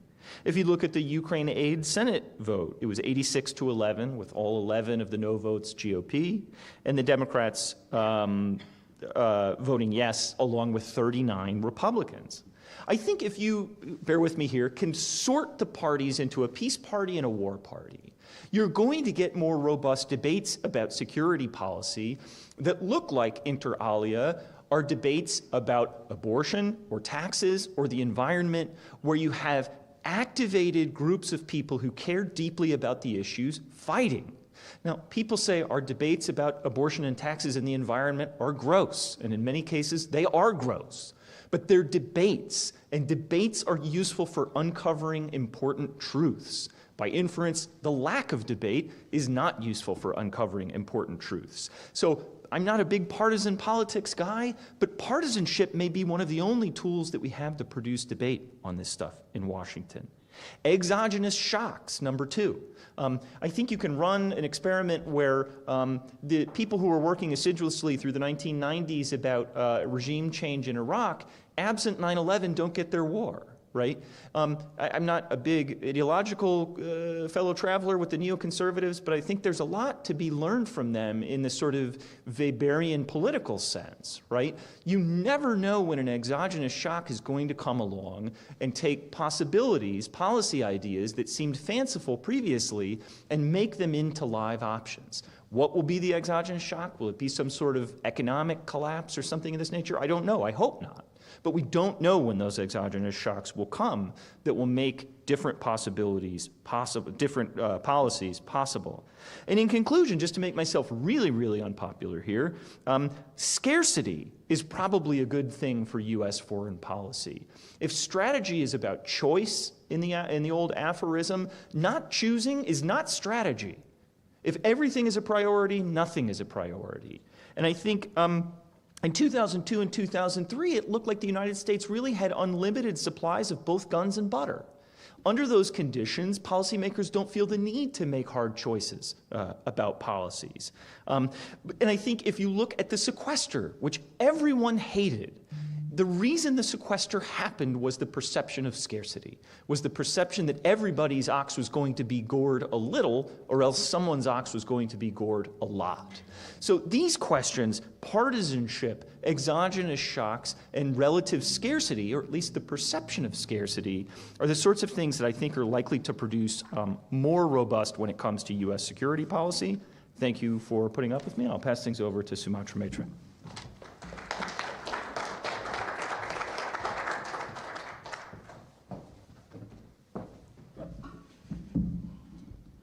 Well, the problem with coming after Dan and Justin is like they speak all the smart things and I don't have anything to say.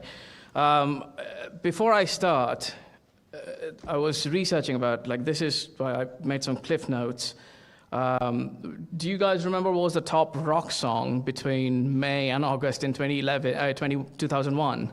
It was Stained, I'm on the Outside. It was a sign of things to come. Anyway, the question that's posed in front of us today is, number one, are things different? Number two, if not, why not? The first question is mostly answered by most of the people who have spoken before me, so I'm going to focus briefly on that and then focus on what went wrong and what is still wrong. The first cause of everything being wrong is structural. Realists love structure. I should refer to two really good papers on this one. The first one is by the great Nuno Monteiro, who's named Unrest Assured, where he explained that why unipolarity is not peaceful. He said unipolar systems provide incentives for two other types of war, pitting against the sole great power against another state, or exclusively against other states, both defensive and offensive dominance. So in short, unipolarity is kind of like a get-out-of-jail card. It allows you to be dumb either way without any immediate consequence. You can be dumb even that are and not Hans Morgenthau's idea of a realist great power with kind of like a smart Platonic epistocracy deciding public opinion. Obviously, it's influenced by a hyper-liberal kind of activist media and group.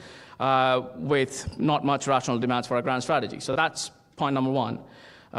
It's also part of the reason why I don't like the imperial framing, not because I'm from the UK, but because there are empires which are really smart, believe me.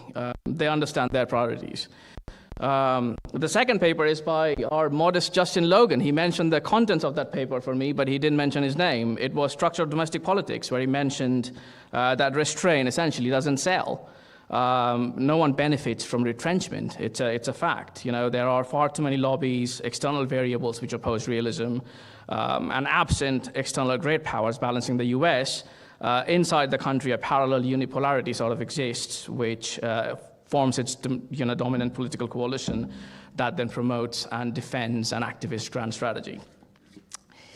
Now comes the interesting part. Once the structure argument is out of the way, one of the puzzle which I've been, and given that I was 18-year-old in 2001, I always thought, someone mentioned Rob Reiner, in the previous panel. Have you guys seen his tweets on Ukraine? Like, what went wrong? You know, what changed? Like, he was extremely opposed to Iraq. You know, he's like actively, you know, seeking fascism in Ukraine. You know, people who used to read Wonkit and Gawker Media and listen to Green Day are now just, you know, trying to fight wars everywhere in the world. So something changed, right? And part of the reason is foreign policy is obviously not international relations. You know, it's the intersection of domestic politics with unipolarity, which is the key to understand, you know, where we are.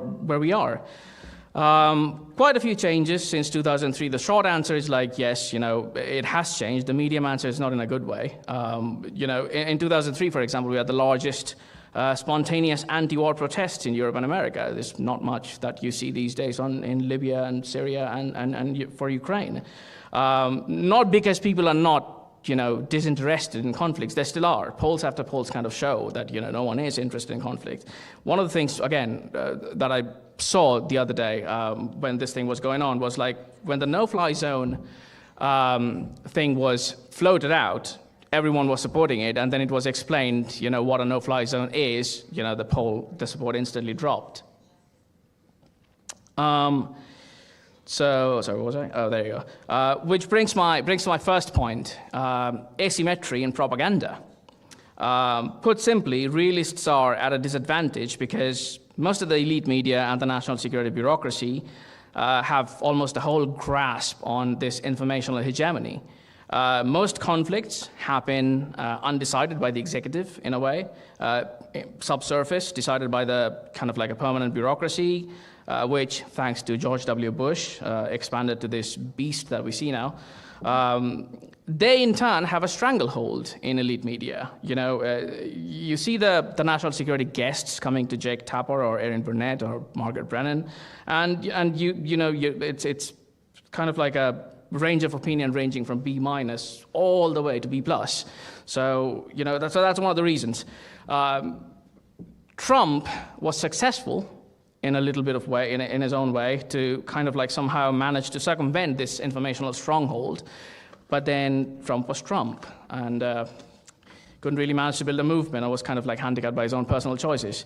But the point is, if you have to sell realism, you have to speak in a language that people understand, one of trade-offs, you know, not the language of values or ethics, not crying about how spending money in Ukraine is also killing Ukrainians. You know, that's a framing that's not going to sell. You know, at the end of the day, if it's a value question, then you have to do something about it.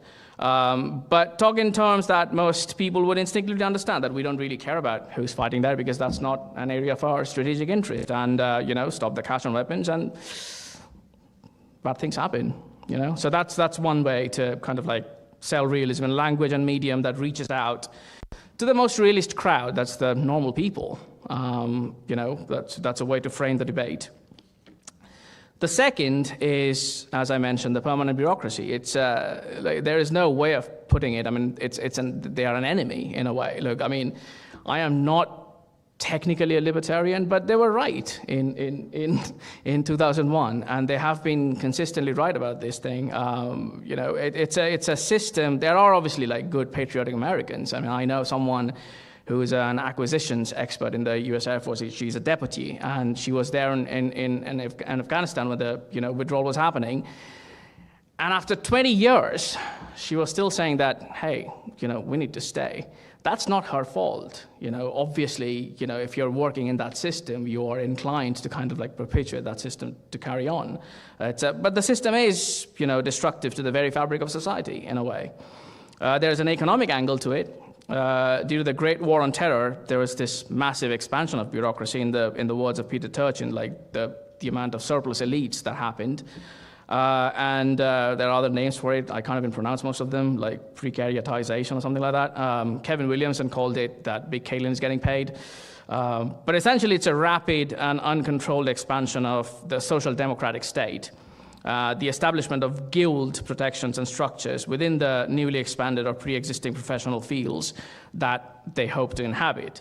And historically, by the way, surplus elites have been the cause of most revolutionary activism and exporting ideology abroad, from Europe in 1848 to Russia in the first half of the 20th century, and we kind of know how that turned out. Third, the bureaucracy is filled by activist disciplines. Now, this is a pet hobby horse of mine. Like, if you have to understand the social change that's happening, or the social dynamics that's influencing those social changes, you have to understand the places where the ideas are being churned out. I'm not a huge fan of the marketplace of ideas as well, but there is a marketplace, and it's kind of like dominated in some ways. The instincts, for example, which are seeking to have a war on terror, or to kind of continue spreading rights in Afghanistan, or promote rights in Kiev or Georgia or Florida, are essentially the same instincts. There's a phenomenal research paper that came out in 2008 by Mileniak, I can't remember the name, which showed how the changes in studies of international relations happen from realism, military strategy, international security, to international organizations and human rights and global developments and environmental politics, that kind of stuff. So less Thucydides, more Cynthia Enloe. Less naval tonnage counting, for example, and more ideas and identities. And that has a cumulative influence in some of the stuff that we see today. And that was in 2008.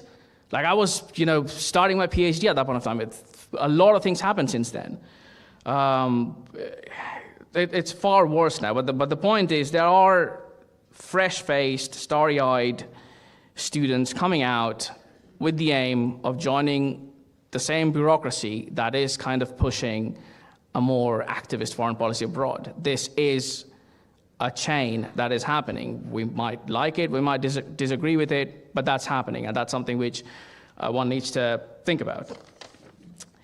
And finally, before ending, this, again, I don't want to take too much time, but there's this one quote from Peter Hitchens in 2001, before even the Afghanistan war happened, where he mentioned that, when the bugles call, the conservatives' instinct is to rally to the tattered colors, however boneheaded the government.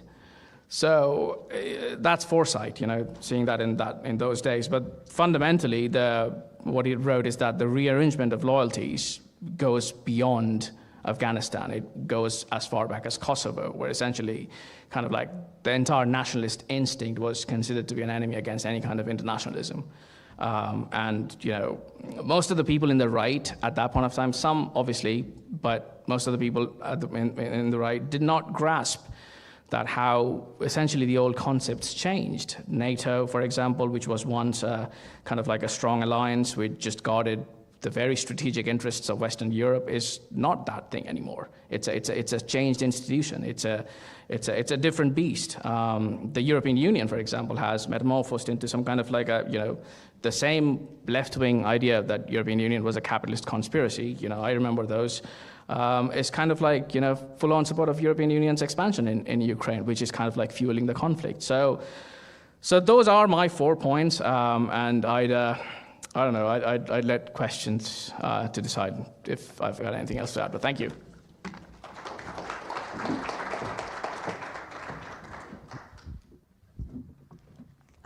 We are taking questions online as well, so for anybody who is not in the audience here and wishes to submit them, I have an iPad right here and I'll be checking that.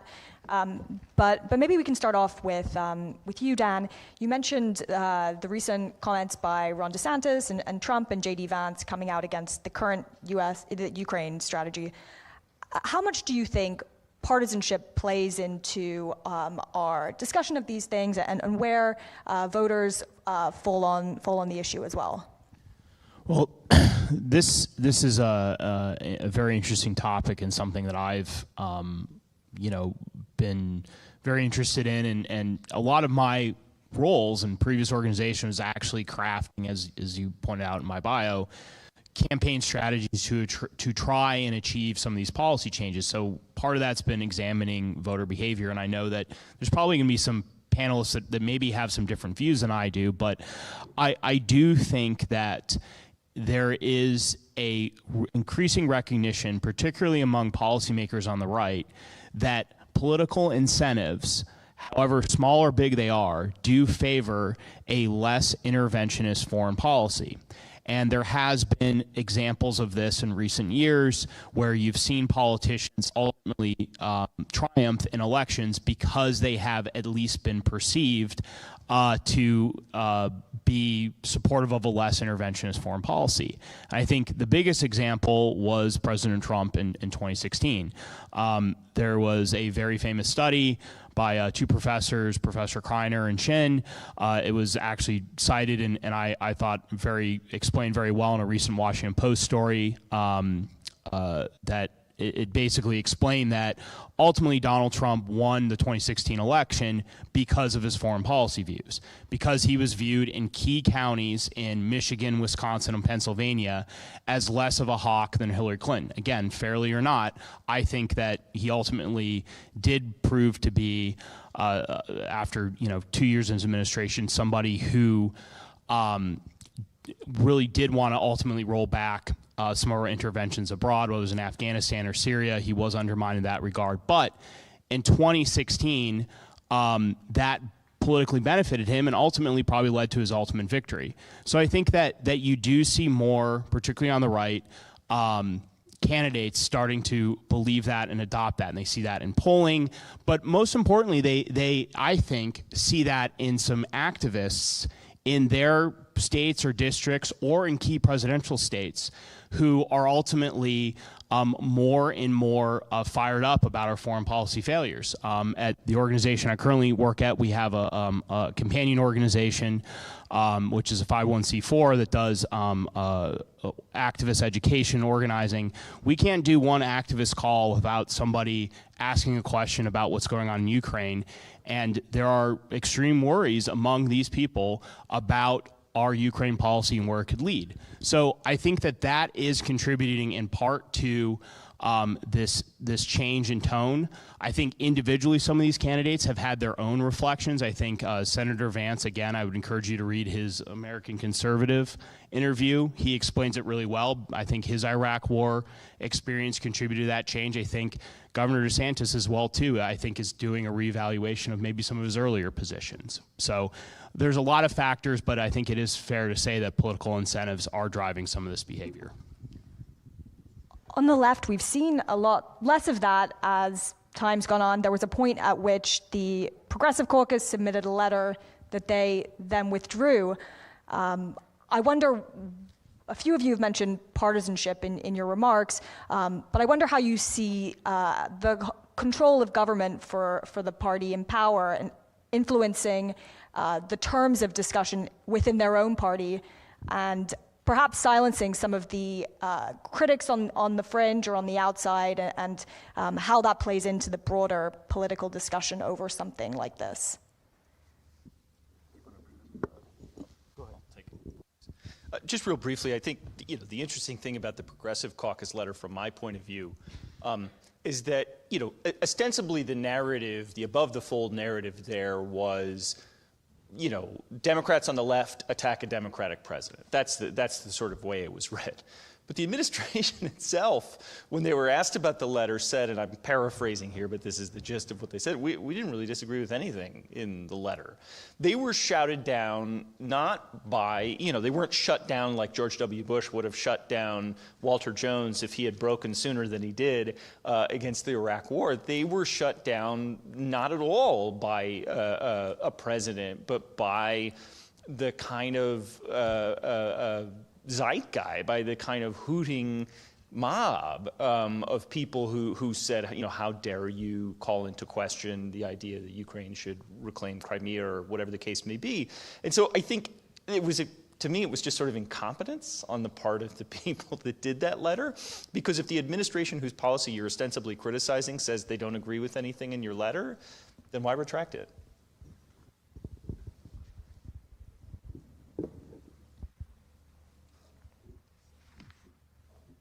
And I guess I have no follow-up to that.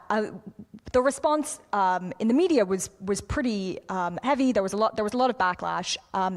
Do you see that discussion going in a way that you could compare to 2002 or 2003, or how would you relate that to our past media debates over ahead of wars? Yeah, can people hear me? I think that, I think the current climate is very different, at least when it comes to media, professional media, social media. I think I think 2003 was typified by this consensus.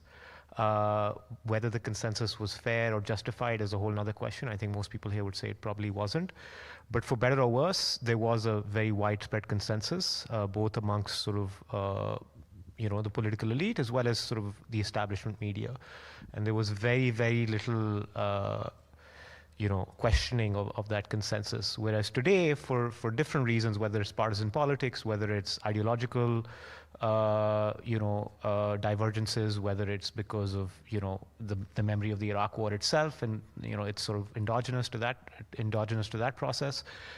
Certainly, the onset of sort of social media and the electronic media in general, which sort of has cloistered people into their own sort of algorithms, right, where people sort of read the things that they agree with and not the things that they don't agree with. So I think that is a fundamentally different reality to what existed 20 years ago. So I do think that the media environment is much more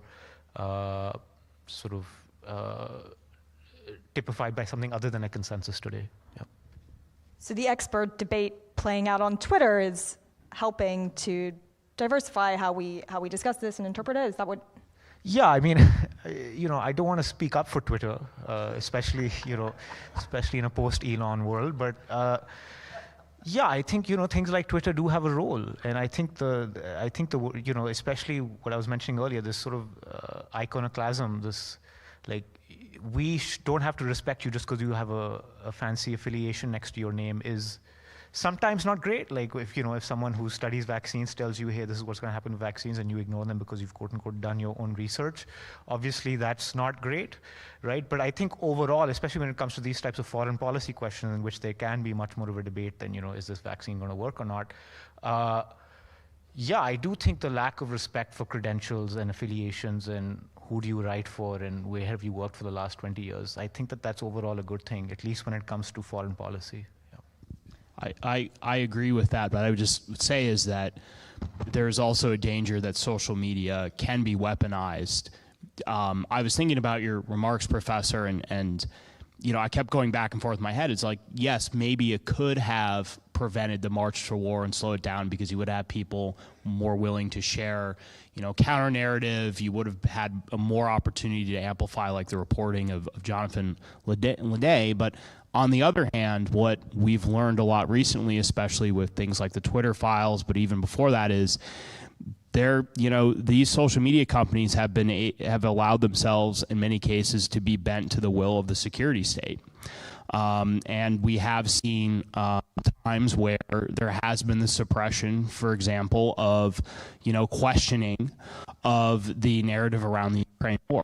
Or, some of it was, most of it, in my view, was legitimate. It was classified as misinformation and things like that. So I know I'm kind of going back and forth here, but I think it's important to raise that danger as well, too.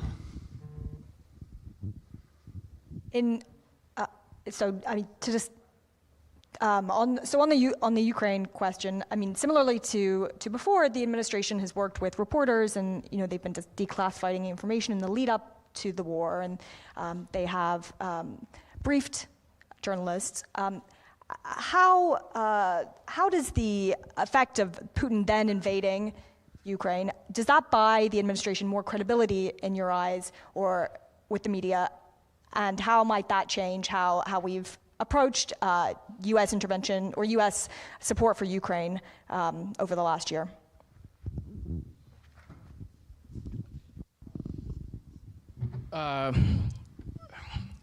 Briefly, no.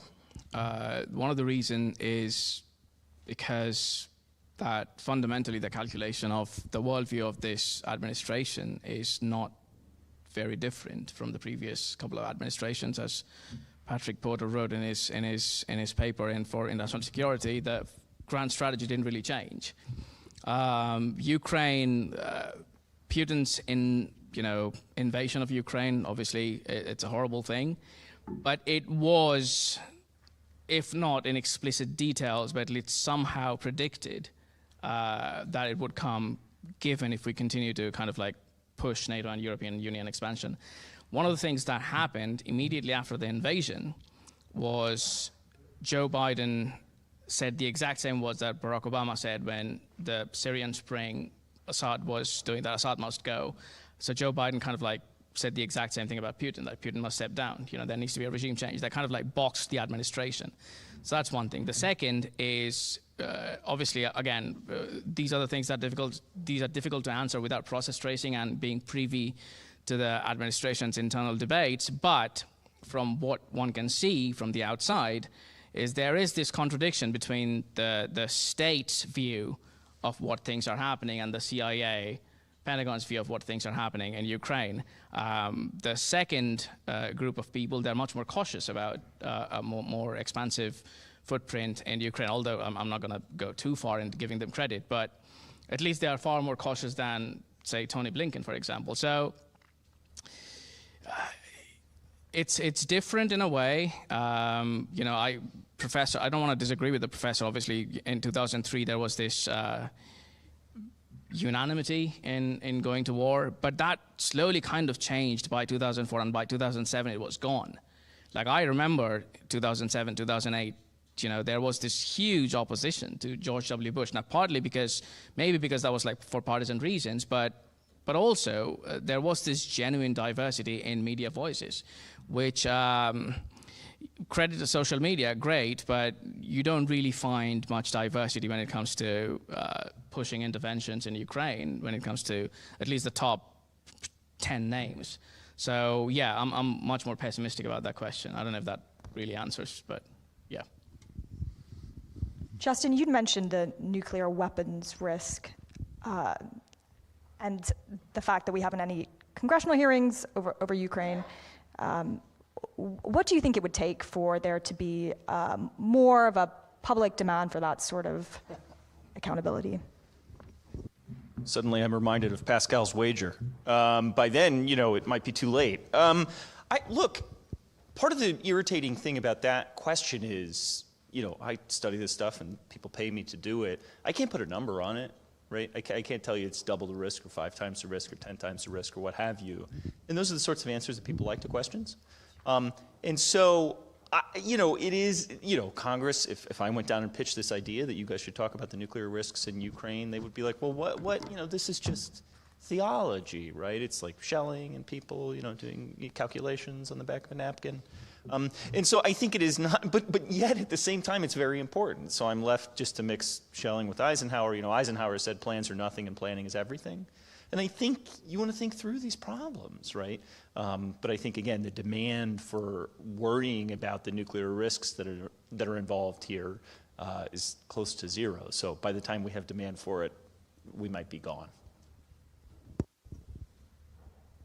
So do you see us making the same mistakes today as maybe we have in the past? What does someone else take that? I don't want to usurp. People have heard from me enough. I want to. Well, I would just say that I think the biggest problem is the mindset hasn't changed. Is that there is a refusal to recognize that America has limits, and that is incredibly dangerous, and it could lead to a lot of bad places, including to the previous question you asked in nuclear escalation, and still. People admit that America can't do everything everywhere all at once. Until they absorb that, we're going to continue to have bad foreign policy decision making, and I see that as the fundamental problem.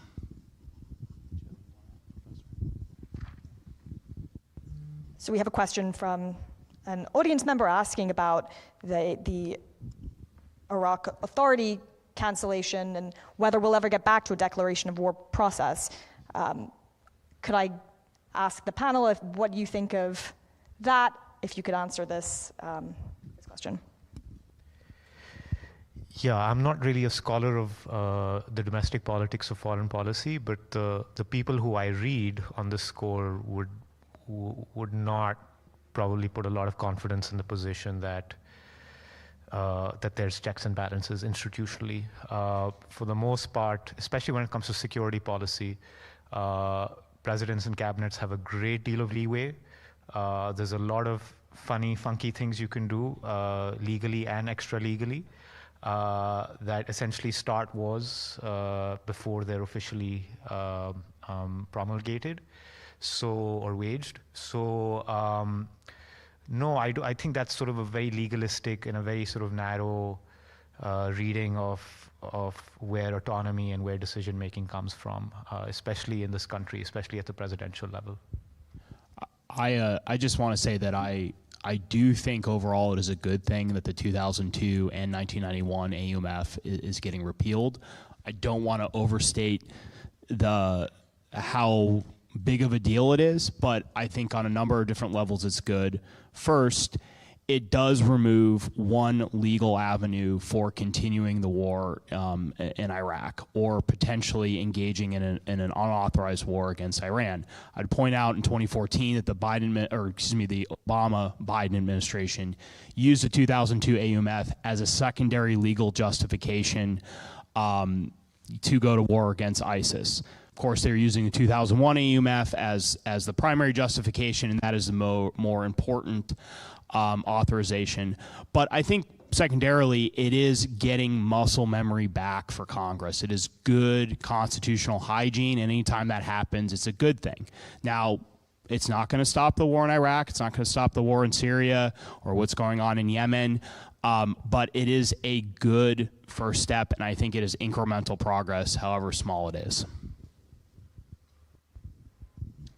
Professor Essen, you mentioned a little bit about the reputational cost or the lack thereof to some of the people driving our entry into the war in the early 2000s. What kind of difference do you think what would that accountability look like to you, and what kind of difference do you think it might make to the climate of debate today? So what was the last question? What kind of difference it might make today? Yeah, I mean, ironically, what I consider to be the American cause of war, which is this demonstration effect, itself sort of contains the explanation, right? Like when you show the consequences of a certain action, then the idea is maybe other people don't follow that action if the consequences are severe enough. I don't know. I mean, obviously, we can have a spectrum, right? At the extreme end, people could be tried for war crimes. That's probably not going to happen at The Hague, right? But not giving cushy positions at Stanford and the World Bank would be a start, I guess. I don't know where on the spectrum that would be. But yeah, I mean, obviously, when it comes to serious institutional legalistic consequences like jail, obviously that's not going to happen in this country, given the exalted status of political elites. But there are certainly things short of that. A clearer denunciation from the political elite, more events like this, I guess. Less respect for some of these names and the things that they've done, just by virtue of, oh, well, I guess you were president, so we have to call you president. So yeah, I think reputational costs can be borne without going into the sort of territory of legalistic costs, although that itself should not necessarily be off the table as far as I'm concerned. But yeah, I mean, obviously, if people suffer the consequences of bad decisions, the idea would be other people would make fewer of those types of decisions, but that never happened in this case, as we can see. Perhaps we could get some questions from the audience, starting over here. Yes, my name is Cammy, but I'm with the Pakistani Spectator. And my question is about, you mentioned that people facing the consequences. I agree with people like neocon, like Scooter Libby, that some Muslims are genetically violent. They look for a reason to fight and go to heaven and get 72 white virgin. So do you think after this consequence and suffering, they are kind of mellowed down now and they don't look for shahadat, are going direct route to paradise by getting killed in the wars? Thanks. I just want to make sure I understand the question before I respond to it. Are you saying that,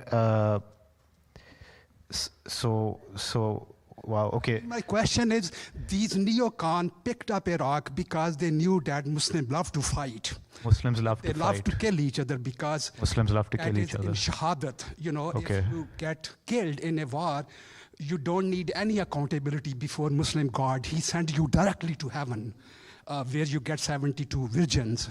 So this is the reason neocon picked up Iraq, because they knew deep down that, these people would love to fight. I mean, I do hold America responsible for that, Bush responsible for that, but Bush sent troops there because he knew that nobody could stop them, because they love to fight. They love war, basically. Okay, Thanks. well, I guess I would just dispute the premise of your question, sir. Most Muslims love to fight, and Muslims love to blow each other up for 72 virgins. I mean, the nicest thing I can say about that claim is that it's wrong, I think. I don't think, furthermore, to dispute the premise of your question, I don't think that's why the neocons picked Iraq. If they were worried about so-called jihadist terrorism, they would have started with their foremost ally in the Middle East, which is Saudi Arabia.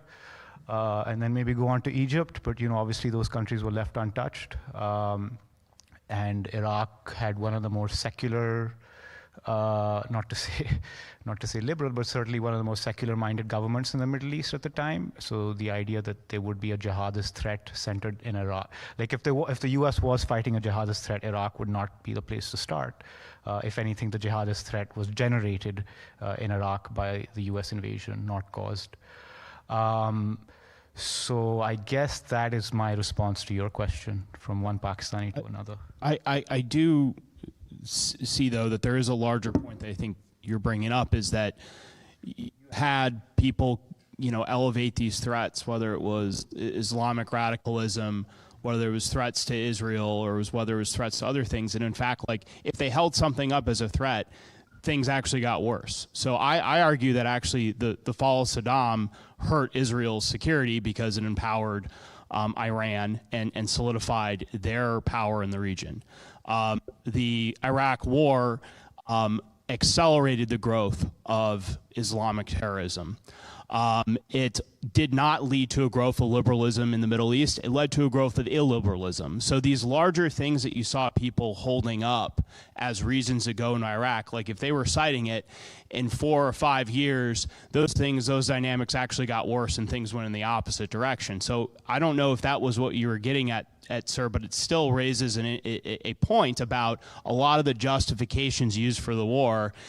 All these things ultimately got worse. It was funny, you had people recently, there was an article in Jewish Insider magazine where supposedly pro-Israel Republicans were criticizing Governor DeSantis over his Ukraine position and say that causes him to worry about his stances on Israel. Almost every single one of these people, particularly Elliot Abrams, played a role in the Iraq War, which created a more unstable Middle East, empowered Iran, which was not good for Israel's security.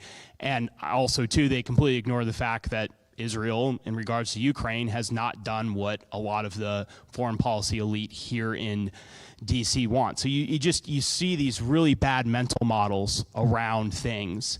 And you saw that most, I think, dramatically in the run-up to the Iraq War and even after.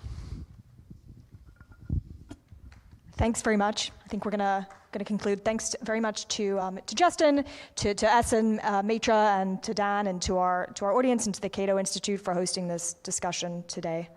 In 15 minutes, we'll have Senator Kaine. So, yes. Senator Kaine will be speaking Yes. shortly. Thank you. Back in 15. Thanks.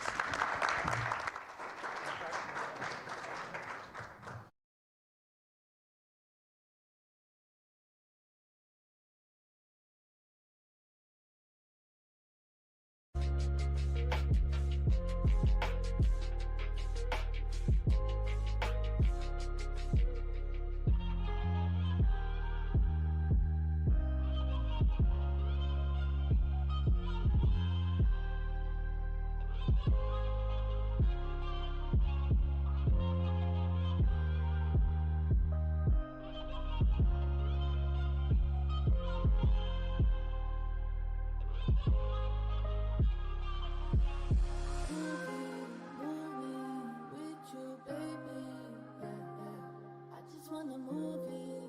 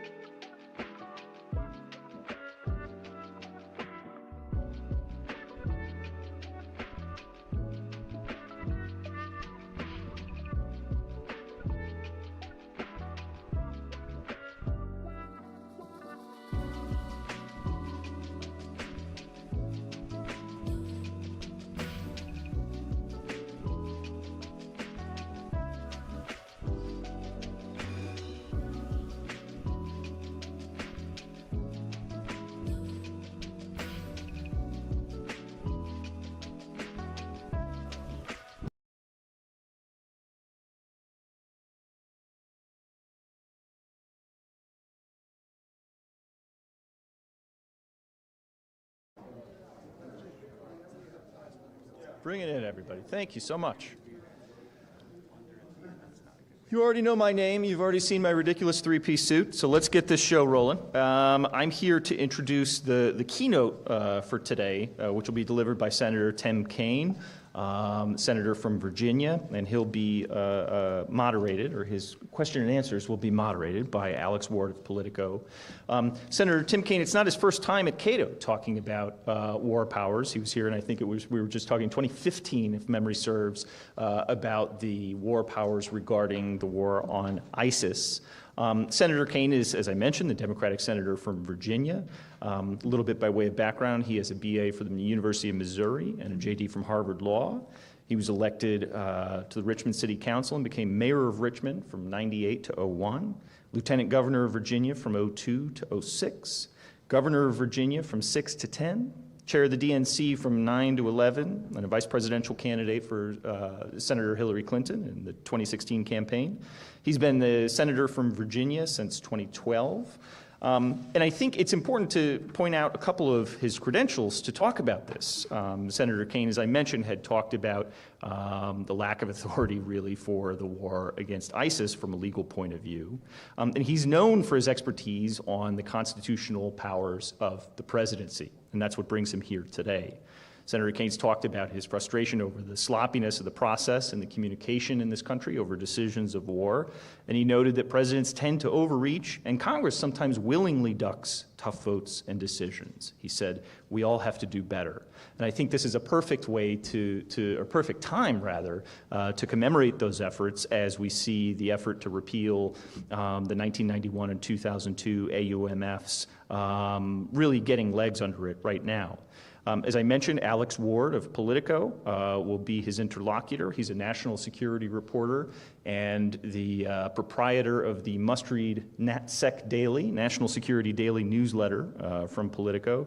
Prior to joining Politico, he was the White House and national security reporter at Vox, and he was also an associate director in the Atlantic Council's Scowcroft Center, where he worked on military issues in U.S. foreign policy.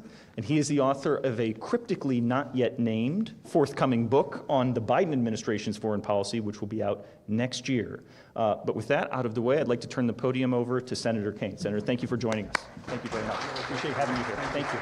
Thank you. Good afternoon to everyone. It's great to be back at Cato, and it is sort of emblematic of how difficult this issue is that I was basically here 8 years ago talking about the same issue, this issue of wanting Congress to take its Article I responsibilities over war, peace, and diplomacy more seriously. We are on the verge of doing something that the Senate has not done since 1971, have a vote to repeal a war authorization. The last time the Senate did it was 1971 to repeal the Gulf of Tonkin resolution, and it wasn't a full-fledged debate with the focus just on that. The vote was on an amendment to the Foreign Military Sales Act, where the Gulf of Tonkin resolution was repealed. The last time that the Senate has had a standalone debate on just a single war repeal is like maybe never, or never during my lifetime, but we took a step toward that today. We just had a vote on the floor of the Senate, and the vote was 68 to 27 to move on to the bill. 2 yes votes were absent today, so we have 70 votes to repeal at this 20th anniversary of the Iraq War authorizations, both Gulf War and 2002. Let me thank Cato for support. Cato has offered sort of intellectual support on this effort along the way. Todd Young, my colleague in the Senate, wished he could be here, but he had something back in Indiana. I live closer, so I don't have to race quite so much after the last vote of the day. Let me tell you how I got focused on this, and then let me tell you why it's so important that we undertake this effort, and then what the undertaking might mean down the road with respect to more broadly questions about war powers. It was in 2002, in October of 2002, I was the lieutenant governor of Virginia. I had no idea that I would ever run for, much less be in the United States Senate. I had no idea that my then 12-year-old oldest child would end up becoming a Marine infantry officer. But I was listening on National Public Radio to the debate about whether we should go to war with Iraq, whether we should pass the authorization that passed in October of 2002. I assumed that everyone had a lot more knowledge than I did, so I felt like, I didn't necessarily have a clear sense of what should happen. But one thing really struck me, and that was, it troubled me greatly, and only one senator was bringing this up, Robert Byrd. It troubled me greatly that the debate about the Iraq War was happening right before a midterm election. No one could explain why October mattered at all. As you'll remember, the invasion didn't happen until March 19. So what was it about October that meant that this war authorization vote had to take place? And it seemed to me that the politics of the midterm election was a dominant, possibly the dominant feature in that debate and vote. And that worried me greatly. So I became sort of obsessed with the question at that point of, wow, there's got to be a better way to do this, to take questions of war more seriously. Started to read about it, again, never knowing I would have an opportunity to do anything. But when Jim Webb, Virginia's senior senator, decided in the middle of his first term that he didn't want to run for re-election, I got into the race, won the seat, asked to be on the Armed Services and Foreign Relations committees so that I could try to make sense and then hopefully convince some of my colleagues that Congress needed to take our own powers, war, peace, and diplomacy, more seriously and not just abdicate them to executives. Executives do overreach in this space. There's a great history of it. There's a wonderful scene in the first act of Henry V where there's a comical, sort of sarcastic discussion about why executives often go to war and often go to war to distract people's attention from things that they don't want them to pay attention to. But I don't really blame executives for that. That's sort of what executives do. I really blame Congress. I blame Congresses of both parties, under presidents of both parties, for progressively abdicating on this responsibility. And it's not only a responsibility with respect to war and peace, even diplomacy. President Obama, and I was a strong Obama supporter, was negotiating the JCPOA with Iran, which I also supported, but he thought he could do it without Congress. And I wrote a bill with Bob Corker to force him to bring the deal to Congress because he was using congressional sanctions as the negotiating chip. And I said, if you're going to use our sanctions as your negotiating chip, then you can't do a deal without bringing it back to us. Why is it so important at 20 years? You've just had a discussion looking at lessons learned, mistakes made. There's so many lessons learned. Why is it important at 20 years to repeal these two authorizations? I think there's 4 reasons, and then I want to talk about down the road what more we would still need to do.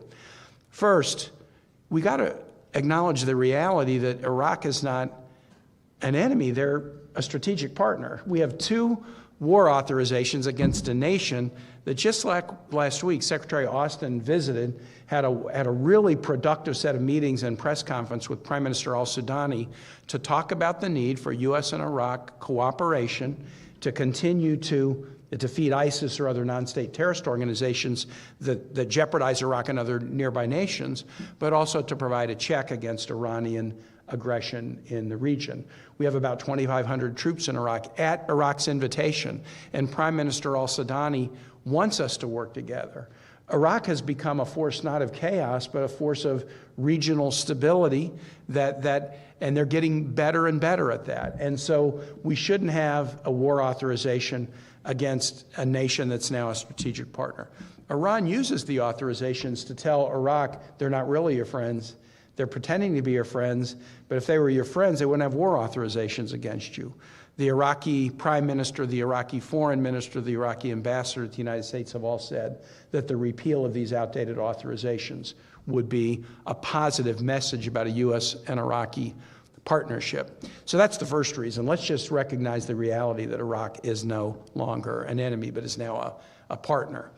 Second, we expect so much of our troops. My oldest son was a Marine infantry commander for 8 years who had a couple of deployments. We asked them to do hard things, to risk their lives, bear the burdens of war, see friends that have borne the burdens of war, and they do that. We ought to own our responsibilities. If we're going to ask the troops to bear the really tough burden, then we ought to own our responsibility to not allow wars without votes of Congress, to not hide because war votes are tough, to exercise oversight during wars and ask tough questions. And some of the lessons of the last 20 years are also about oversight or the lack thereof, and I'm sure you talked about that on your panels, but also to declare when wars are over. That is a congressional responsibility, and if we're going to ask our troops to shoulder the more difficult burden, then we shouldn't shirk the easier burden because these are politically difficult discussions. Third, we should repeal authorizations, the two Iraq authorizations in this case, because an authorization that sits on the books, I call it a zombie authorization, when the purpose has long since been satisfied, is an opportunity for mischief. We want presidents, if they're going to start wars, to come to Congress and ask permission as the framers intended in Article 1. But if there are authorizations on the books that were passed for another purpose but are not repealed, you find presidents getting pretty darn creative. Instead of coming to Congress, they'll say, well, look, Congress already gave me authority. Why don't I use it? 3 presidents, actually 4, Presidents Bush, Obama, Trump, and Biden have used the 9/11 authorization, which is short, open-ended, no clear definition of the enemy, no clear definition of geography, no temporal limitation. 4 presidents have used that authorization, yes, to target terrorist groups, but often terrorist groups that didn't even exist at the time of 9/11, terrorist groups that may have hostile intent toward nations we like, but have no hostile intent toward the United States. And even those of us who believe that the 9/11 authorization has a continuing utility that needs to be possibly shaped a little bit, we all would acknowledge, everyone would acknowledge, that the 9/11 authorization has been used in places and against organizations that Congress never would have intended in 2001. So a zombie authorization out on the books that has outlived its life can be an occasion for abuse. The Iraq authorization. President Trump used the 2002 authorization to warrant striking Qasem Soleimani, the head of the IRGC, in Iraq. Now, nobody was mad that Soleimani, who did so much damage to U.S. and others over the years, was found and targeted and removed. People weren't upset about that. But to say that an authorization authorizing war against Iraq was a legal justification for striking and killing an Iranian military leader because he happened to be in Iraq is completely specious. And yet that's what can happen when authorizations sit on the books past the point at which they were necessary. So that's the third reason that we want to remove authorizations, to avoid a president feeling like I can just grab onto this, assert this as a justification legally without coming to Congress to getting a real legal authority for military action with the debate that the American public can see and understand what's at stake. Finally, the last reason to do this, I think, is a powerful one. The U.S., we're so amazing in so many ways. We're not perfect, obviously, but we're an amazing nation in so many ways. Here's something I love about our country. We can turn an enemy into a friend. That's not that easy. There's a biblical phrase in the book of Isaiah to beat a sword into plowshare, to turn a spear into a pruning hook. The U.S. has proven an ability, as have other nations, in communication and in relationship with the United States, to turn an enemy into a friend. We waged 2 wars against Germany in the 20th century. They're a super close ally now, and they're helping us defend Ukraine against an illegal invasion by Russia.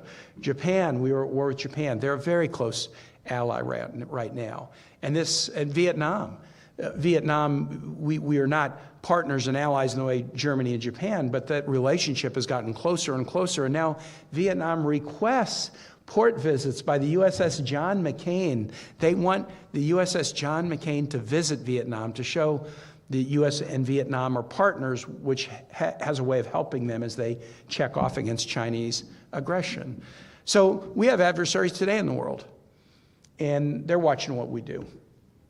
And it's not bad for them to see us repeal an authorization and say, Iraq, you were an enemy, but now Iraq and the United States are partners.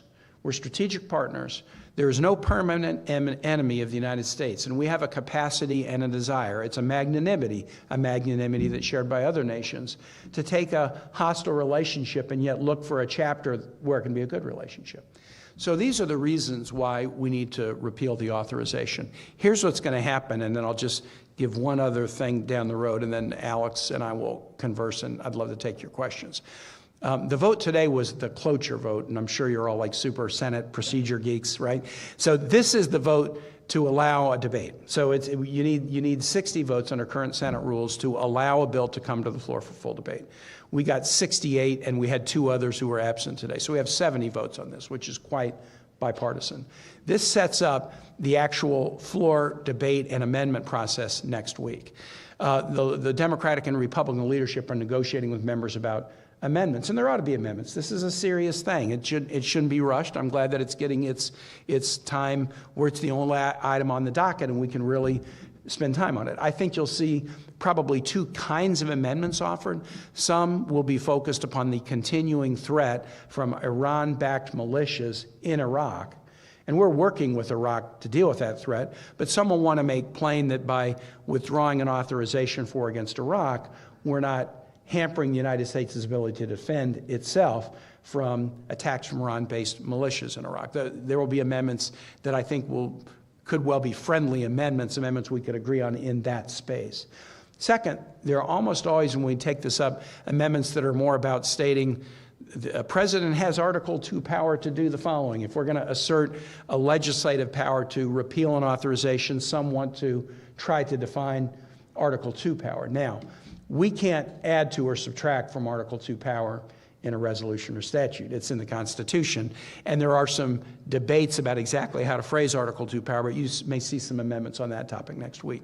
We do believe, though, that we'll get to the end of the amendment process. Senator Young and I have agreed to some, we'll probably try to defeat some if they're bad, allow some if they're fine. Some may not be germane. And they will get dealt with in either a tabling motion or a motion to defeat them. But we think we'll get to the end of next week. Some amendments may be accepted. We'll get this thing passed with right at 70 votes. Our goal then is to go to the House. The House has voted on this already a couple of times, with every Democrat and up to 40 Republicans voting to repeal the authorizations, usually as an amendment vote to the House defense bill on the floor of the House. We would like to get the House to take this up as a standalone, not just an amendment on the defense bill.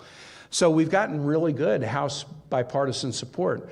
Barbara Lee and Abigail Spanberger are the 2 Democratic leads. Chip Roy and Tom Cole are the 2 Republican leads. They're both very close to Speaker McCarthy. And I would assert to Speaker McCarthy, you are the most important legislator. You're number 3 in presidential succession, President, VP, Speaker. This is a bill that's ultimately about reclaiming Article 1 powers that have been abdicated to the Article 2 branch. So this would be a good thing for a speaker to do. Now, whether or not he will vote for it or not, maybe he'll see the merits of a assertion of legislative prerogatives and agree with us that taking this up coincident with the 20th anniversary is a good idea. Last thing I'll say is President Biden put out a statement today that was a restatement of what he had done when we took this bill up in the 117th Congress, saying, I will support this bill. If it comes to my desk, I'll sign it. And the wording of it was interesting. He talked about we need to repeal this because Iraq is a security partner now, not an enemy. But he also said there's other war authorizations on the books, 2001. He didn't mention it by name, but he talked about war authorizations to deal with non-state terrorism threats. And he said, we look forward to working with Congress to take those to that authorization, which is still necessary because non-state terrorist organizations still pose a threat. But after 20 plus years, it needs some revision and shaping, and he pledged to work together with Congress to do that. So we'll take and when this bill passes out of the House, God willing, Todd and I will take 1 day off, then we're going to start working on 9/11 revisions and rewrites, and I bet Cato and Cato's friends will have ideas on that too. Look forward to working together. Thank you.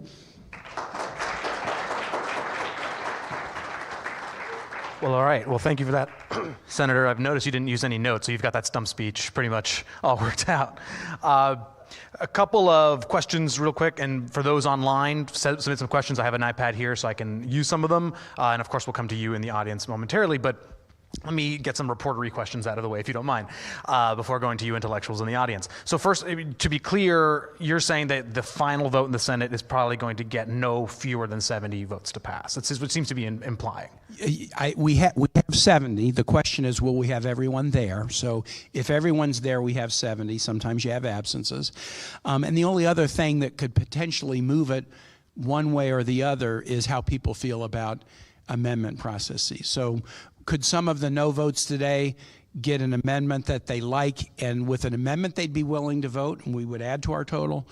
Could somebody be mad that they wanted to do this because they had an amendment to get offered, and they offer their amendment and it doesn't pass, and they're mad, and so they vote no? You could see it slide a little bit north or a little bit south, depending upon the amendment process, but we should be right about 70. But it's going to pass? Yes, okay. It will pass. It's going to pass. What do you think this bill might look like at the end of the amendments portion? Yeah, I think, again, the two kinds of amendments that I can foresee, and this is based upon earlier floor votes. We had a floor vote surrounding the Soleimani strike where there were 7 amendments offered. And then we have done this bill twice in committee where colleagues have offered amendments. So I'm kind of looking at the types of amendments. The two most common would be amendments dealing with Iran. And sometimes they hardly deal with Iraq at all. They're just about Iran, and let's bootstrap Iran into this Iraq AUMF. Or more specifically, the activities of Iran-backed militias in Iraq. We're getting struck, U.S. positions in Syria and Iraq are getting attacked by Iran-backed militias constantly. And we do a very good job defending against those attacks in tandem with the Syrian Defense Forces or the Iraqi military.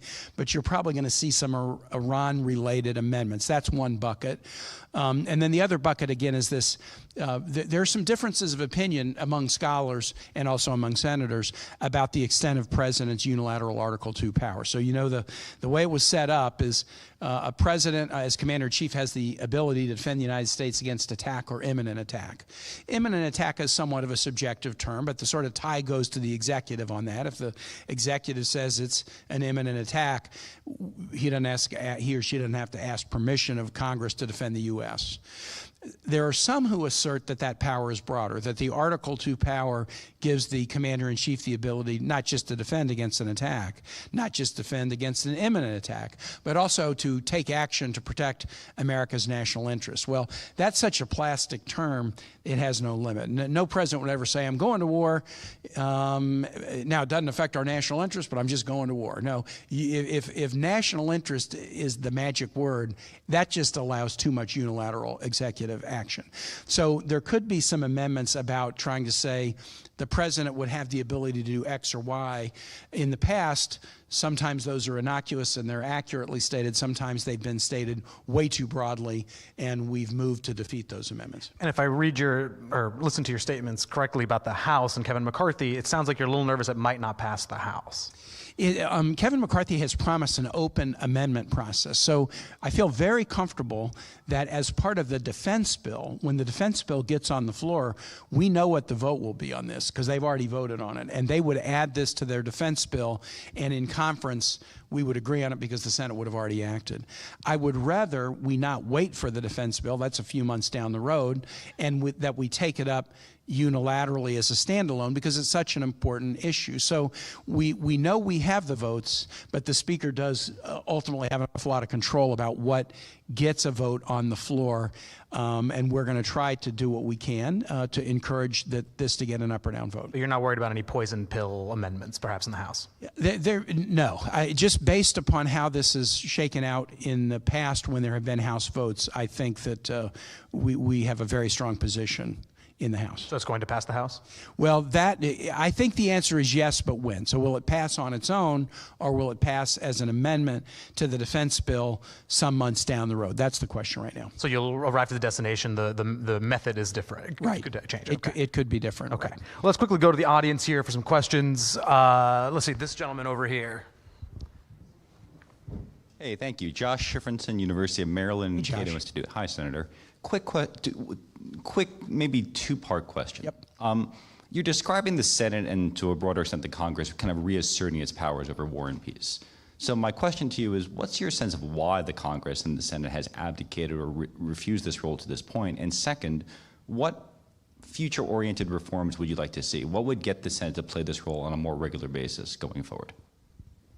Why has Congress abdicated the role? Congress has abdicated this role since the very start of the nation. So Madison wrote the Constitution together with others, but also wrote the the diary of the Constitutional Convention, kind of explaining what they were doing. And then he had a famous exchange of correspondence with Jefferson years later, and they were talking about this part of the Constitution. The Constitution is filled with phrases that are super specific. You gotta be 35 years old to be president. Super vague, you're entitled to due process. The war powers are among the more specific side rather than among the more vague side. And Madison wrote a letter to Jefferson, and he said, our Constitution supposes what the history of all governments demonstrates, that it is the executive most prone to war and the executive most likely to initiate war. Therefore, we have, with studied care, vested the question of war with the legislative branch. So that was their intention. But from the very beginning, what Congress showed was Madison was smart about the executive. He accurately assessed an executive virus, but he underestimated Congress's willingness to abdicate tough questions. So the war votes are the toughest you'll ever cast. I mean, I've had to cast them when I had a kid in the Marine Corps, and it's not like a zoning case before the Richmond City Council. You know, any war vote is a very, very tough vote.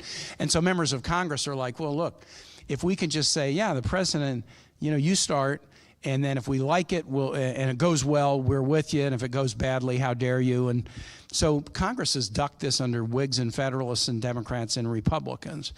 Now, Congress did act on both the 2001, the aftermath of 9/11, voted for a hastily worded, imprecise authorization, and then a year later, with respect to Iraq. So that wasn't an abdication. Congress voted.